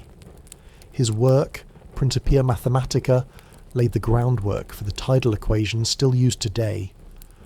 Yet even Newton depended on the quiet labour of countless unnamed observers, people who marked tide heights on piers, who kept records of the hours when boats floated free, who noticed that certain moons brought higher water than others. This gradual transformation from practical knowledge to scientific understanding is one of humanity's quiet triumphs. It shows how curiosity and patience can turn necessity into insight. If you have ever watched the tide slip in and felt the urge to note the time or measure the distance it reached, you are participating in the same long tradition. Even today, scientists use a blend of old and new tools, automated tide gauges alongside handwritten logs, satellite measurements alongside century-old charts. And in every prediction, you can see the echoes of those first observers, standing barefoot on the sand or leaning over the rail of a wooden dock, watching and wondering. So the next time you read that the high tide will arrive at precisely 6:42 p.m, you might pause to appreciate how many generations it took to reach that certainty. A lineage of curiosity, stretching back thousands of years, linking us to people who looked up at the moon and felt the same quiet question. Why does the sea follow? And in seeking the answer, they laid the first stones on the long path toward understanding the world. Today, when you check the time of the next high tide on your phone, or see a tide chart pinned up at a harbour office, you're looking at the product of centuries of curiosity and refinement. Modern tide measurement begins with instruments far more precise than notches on a post. Along coasts all over the world, scientists install tide gauges, carefully calibrated devices that record the height of the sea, minute by minute, year after year. Imagine a tall, slender pipe set into a harbour wall. Inside, a float rises and falls with the water, connected to sensors that track its movement with astonishing accuracy. Some gauges use pressure sensors instead, measuring the weight of water overhead to determine depth. Every reading is logged and transmitted, forming a continuous record of the ocean's slow pulse. In some locations, these records stretch back a century or more, creating a valuable archive for understanding how tides change over time. But these measurements are only the beginning. To build a complete picture, scientists also rely on satellite altimetry. From hundreds of miles above Earth, satellites like Topex Poseidon and Jason 3 beam radar signals down to the ocean, timing how long it takes for the echo to return. These signals allow researchers to map the height of the sea across the entire globe, revealing the subtle bulges and dips caused by tides, currents and winds. Add to this a wealth of data from buoys, ships and underwater sensors, and you begin to see how complex and beautiful the picture becomes. Yet all of this technology still serves the same purpose those first observers had: to understand when the tide will rise and when it will fall. Once the data is collected, scientists feed it into computer models that account for countless variables: Earth's rotation, the shape of the ocean floor, the positions of the sun and moon, and even atmospheric pressure. The result is a forecast that can predict high and low tides years in advance, often down to the minute and the centimetre. If you look at a modern tide table, you'll see the precision of this work. Columns of times and heights, laid out day by day, like a schedule kept by the sea itself. Harbour pilots use these tables to guide massive ships safely over shallow bars. Fishers plan their trips around the best currents. Coastal engineers consult them to design seawalls and drainage systems. And for people who simply love the shore, beachcombers, surfers, families walking the flats, these predictions feel almost magical. A reassurance that no matter how unpredictable life may seem, the tides will keep their appointments. It is easy to take this knowledge for granted, to forget the countless observations and quiet experiments that made it possible. But each tide chart is really a bridge between ancient wonder and modern science, a collaboration across generations.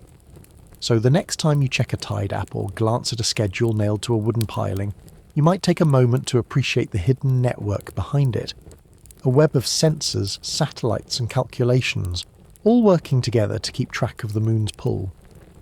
A quiet partnership between technology and nature, reminding us that some of the most important truths are measured not in headlines, but in the patient gathering of small, reliable details. If you were to stand on a quiet shore and watch the tide creep in, It might seem like the simplest thing in the world, a wave returning, a promise kept. But behind each tide is a vast web of calculations, models and observations that scientists have woven together, piece by piece, over centuries. Modern tide prediction begins with data, thousands of tide gauges positioned around the globe, sending a steady stream of information about sea levels back to researchers. But those readings alone are only part of the story. To see the full shape of the ocean, scientists rely on satellites orbiting hundreds of miles above us. These satellites fire radar pulses toward the sea, timing how long it takes for the signals to bounce back.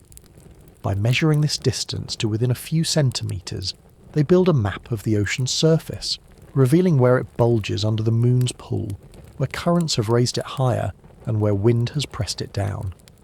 This global view is then combined with local measurements, historical records, and sophisticated computer models. These models account for almost everything you can imagine. The gravitational pull of the moon and sun, the Coriolis effect caused by Earth's rotation, the shape and depth of the ocean floor, the resonance within bays and inlets, even the drag of friction against the seafloor. It is a bit like trying to predict how water will slosh in a bathtub while the tub is spinning, the floor is shifting, and someone is gently nudging the sides. To make sense of all this, scientists break the ocean's motion into components called tidal constituents. Each constituent represents a repeating cycle, defined by a specific frequency and amplitude. Some cycles last just over 12 hours. These are the familiar semi-diurnal tides. Others stretch across 2 weeks, a month, or even longer. Computer models combine all these cycles into a single prediction, summing dozens of overlapping waves to forecast when the water will be highest and lowest. The result is astonishing in its precision.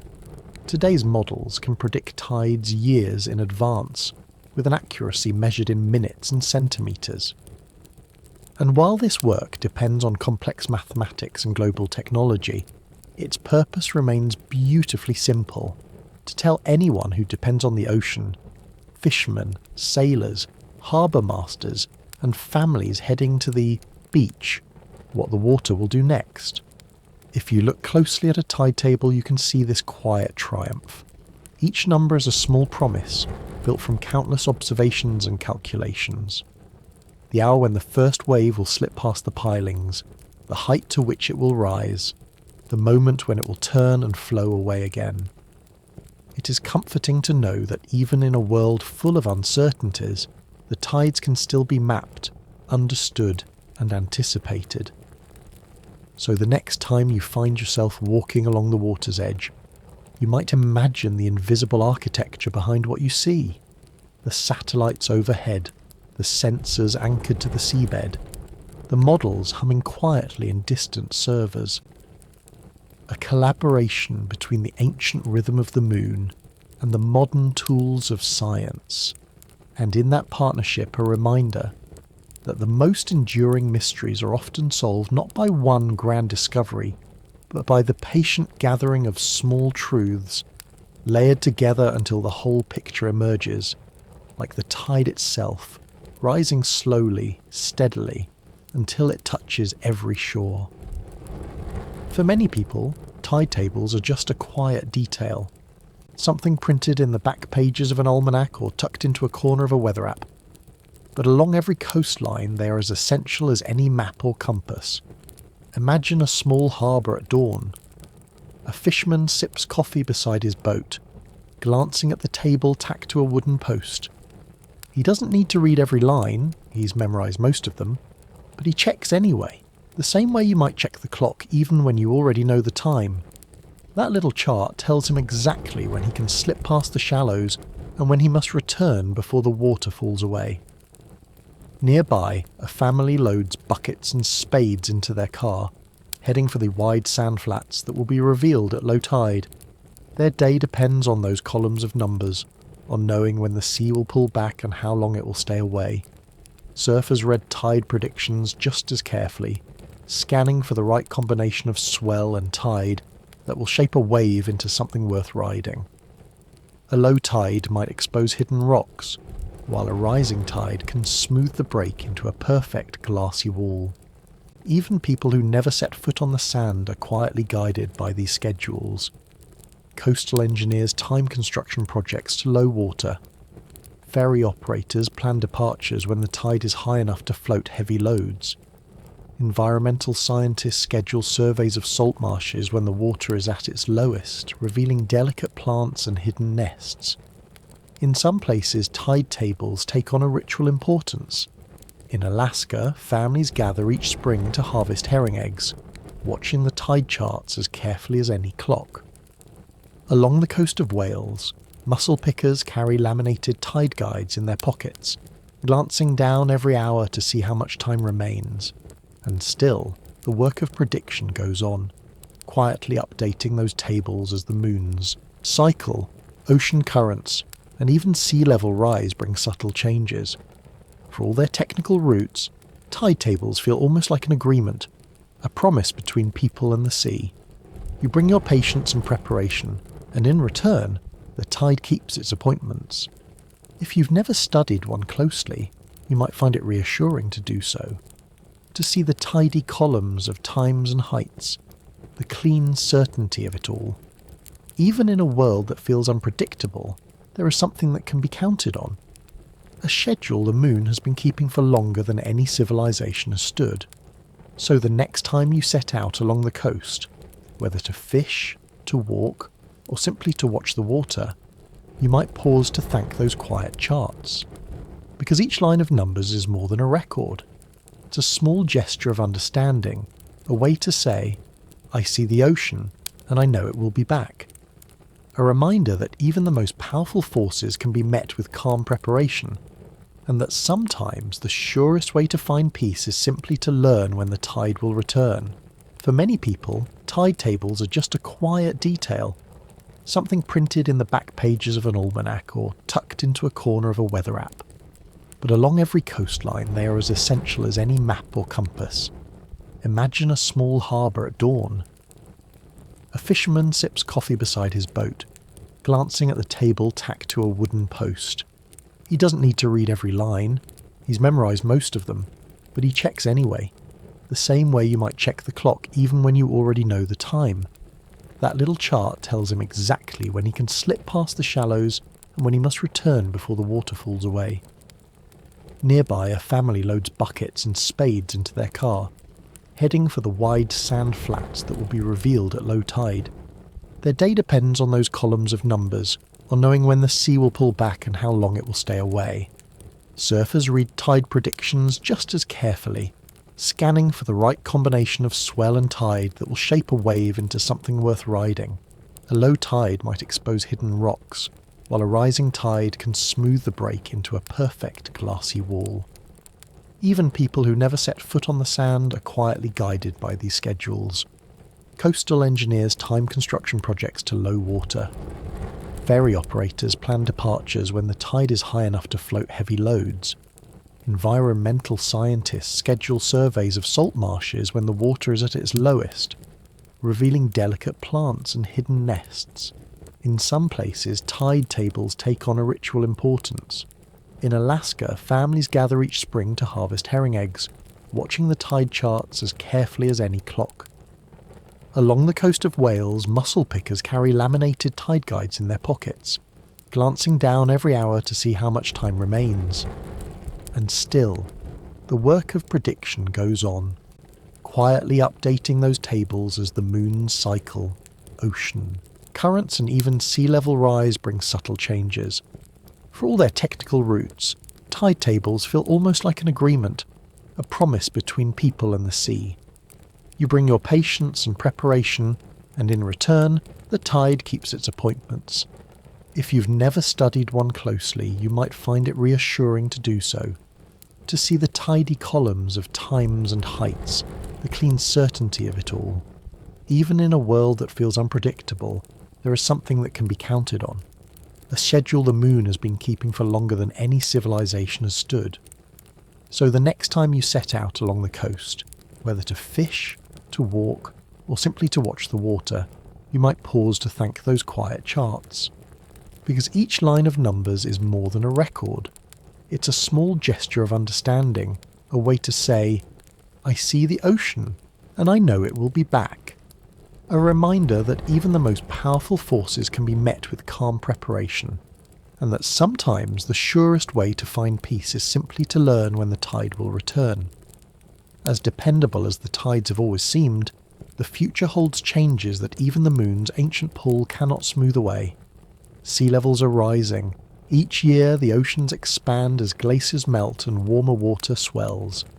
It is a slow process, sometimes measured in millimeters, but its effects are already reshaping the familiar rhythm of high and low water. Imagine standing on a dock you have known all your life.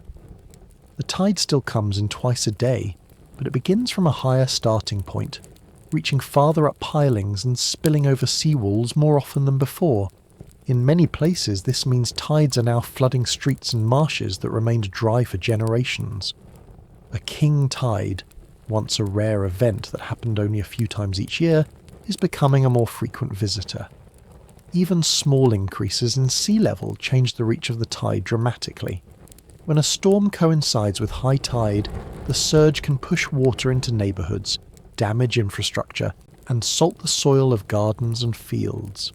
Scientists are working to refine models that predict not only the timing of tides, but their future heights.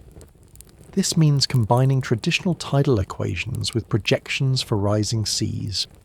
In places like Venice, New York and Jakarta, engineers have begun building barriers and pumps designed to hold back these higher tides. But there is no single solution. Each coastline must adapt in its own way. Some communities are lifting roads and buildings onto stilts.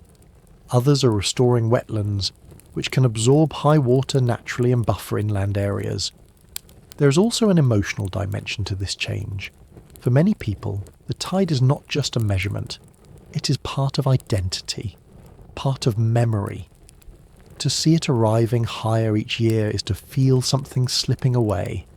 And yet, within that feeling is also a reminder. The tide has always been a teacher of patience and adaptation. It does not rush or resist. It simply finds the next low place to fill, the next path to follow. In the coming decades, learning from that quiet example will be more important than ever. Communities will need to listen carefully to what the water is saying, sometimes in inches, sometimes in feet, and decide how to respond with respect and foresight. You might think of this as a new chapter in the story of tides, a time when prediction becomes not only about knowing when the sea will arrive, but about understanding how its visits will slowly change the shape of every shore. If you ever feel overwhelmed by the scale of this transformation, remember that each step, each tide gauge reading, each careful plan, each act of preparation is a way of meeting the future with steadiness. A way of saying that even in a world where the water is rising, we can still find a measure of calm by knowing what to expect. So the next time you read about sea level rise or see a high water mark etched a little higher than the year before, you might pause to appreciate the centuries of knowledge that brought us to this understanding, and the opportunity, however challenging, to adapt in time. If you have ever walked a coastal path at low tide, you know how much the sea shapes not just the landscape, but the way people live.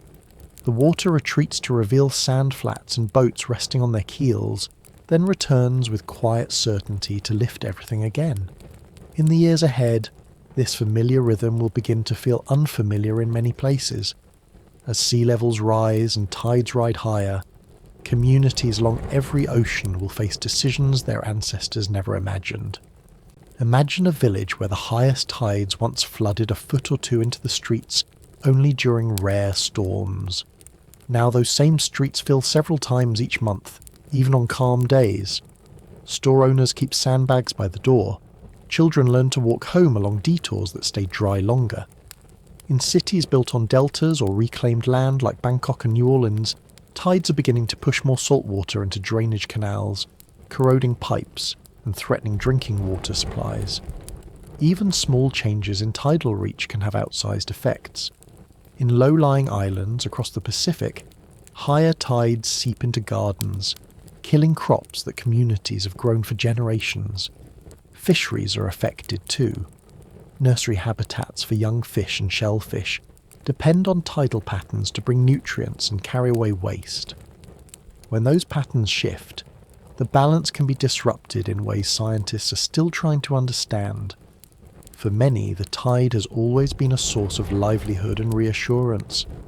Knowing when the water would come and go was as fundamental as knowing when the sun would rise. Now, that knowledge must stretch to include not just the timing of the tides, but their height, and how often they will slip over thresholds that once stayed dry. Some places are responding with engineering, raising seawalls, installing pumps, and rebuilding higher. Others are trying to work with the tide instead of against it, restoring wetlands and mangroves that can absorb some of the incoming water. In the Netherlands, where living below sea level has always required a blend of pragmatism and imagination, planners are creating room for the river projects, making space for water to spread without destroying homes and infrastructure. But adaptation is not only a technical challenge, it is also an emotional one. For people whose memories are tied to a particular shoreline, even small changes can feel like losing a piece of themselves. Yet there is also resilience in these places. The same communities that learned to read the tide schedule centuries ago are learning again, this time to read the signals of a changing world. And in that learning, there is hope.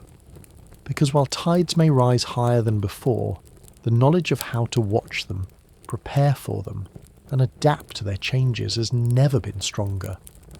So the next time you visit a coastal town and see tide markers painted high on a wall, or a plaque noting how far the water reached in a past flood, you're seeing more than history.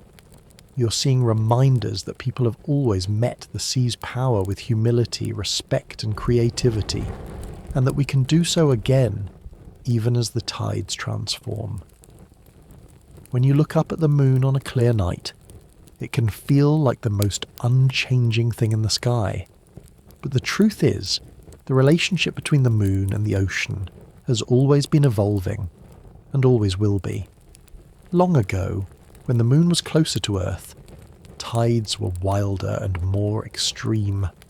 Each cycle may have sent water rushing hundreds of miles inland, scouring coastlines and creating the pools where early life began to thrive. Over billions of years, the moon has drifted outward, and the tides have softened.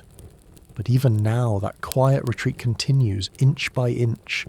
And as the moon drifts away, the tides will keep changing their character, lessening in strength, lengthening Earth's days a fraction at a time. The future will bring new forces to this story. Sea level rise will redraw coastlines in ways that no generation has seen before. Melting glaciers will add volume to the ocean, letting tides reach farther inland. Climate change will affect wind patterns and currents, adding complexity to the moon's dependable rhythm. And yet, for all these changes, the fundamental dance will remain. The moon will circle the Earth, the tides will follow. Perhaps that is why the tides feel so reassuring, even as we learn how much they are shifting. They remind us that nothing alive is truly static. Patterns emerge, strengthen, soften, and transform. The moon's influence may grow fainter over eons, but it will never vanish. Even if you were to come back 1,000,000 years from now, you would still find the sea rising and falling in quiet answer to the moon's pull, though perhaps on coastlines that look very different from the ones we know. In this way, the tide is more than a force of nature. It is a memory that the Earth keeps, a record of where the moon has been and how the planet has turned beneath it. The rhythms that guide the spawning of fish, the migrations of birds, and the lives of people along every shore are written in this memory. And each new generation adds another layer of observation and understanding, another page in a story that began long before anyone was here to tell it. If you ever feel overwhelmed by the scale of these changes, you might find comfort in imagining that larger arc. The moon has been quietly pulling at the ocean since before there were eyes to watch it, and it will continue long after our time. Each high tide and low tide is a reminder that we are living in a moment within a much longer narrative, one that blends certainty and change, patience and transformation. So when you look at a tide chart or watch the waves slip over the sand, you are witnessing that story in motion, a conversation between moon and sea that has been going on for billions of years and will continue long after the last tide table has faded from view. And in that conversation, there is something deeply reassuring. A reminder that even as the world transforms, there are patterns we can still count on. Cycles that carry us, like the tide itself, into whatever comes next. And so, we come to the end of our journey through the tides. A journey that has stretched from the earliest fishers who watched the moon in wonder, to the satellites mapping every rise and fall with quiet precision. Perhaps you are listening now with your eyes closed, imagining the ocean in the dark, the sound of waves brushing the shore, the feeling of something vast and unhurried moving just beyond your reach. The tide is many things at once, a force that sculpts coastlines and nourishes life, a rhythm that sets the hours in small harbours and great cities alike. It is both ordinary and extraordinary, predictable, yet always new. It is also a reminder that we are all part of something larger. Even when you stand far inland, the moon's gravity is tugging at the cells of your body, just as it tugs at the sea. A tiny pull that keeps time with the oceans of the world. In a life that can feel rushed and uncertain, there is something comforting in knowing that the tide will keep its schedule, that long after today's headlines have faded, the water will still rise and the water will still fall, answering the same invitation it has followed for billions of years. Perhaps the next time you visit the coast, you will pause to feel that quiet pull, knowing that beneath the surface, currents are carrying nutrients, shaping landscapes, and softly lengthening the day itself. You might remember the moon as the tireless caretaker of our climate, an uncredited engineer tending the warmth and balance of the world. Or you might think of all the generations who watch the tide as their teacher, learning to build fish traps, to time their journeys, to trust in the water's return. And as you stand there, you may find a kind of peace in the idea that every high tide and every low tide is part of a conversation too old for any of us to have started, and too enduring for any of us to end. If you are drifting now, somewhere between waking and sleep, let that thought be a small comfort. You are here in this moment, listening to the hush of an ancient story that belongs to everyone. A story of patience, of slow, steady change, of forces so gentle you might never feel them, but so powerful that they have shaped the face of the earth itself. So wherever you are and however the tide finds you, rising, falling, or simply resting in between, know that you are part of that rhythm, a rhythm that has no hurry and no end. Thank you for spending this time here, in this little harbour of curiosity and calm. If you'd like more journeys like this, more quiet explorations that drift gently through science and wonder, I'd be so grateful if you subscribed or shared this with someone who might need a moment of peace. And if your eyes are growing heavy, let them close. The tide will keep its watch. The moon will continue its silent work. And for now, in this small span of stillness, it is simply you and the hush of rest. Sleep well, wherever and whenever you are.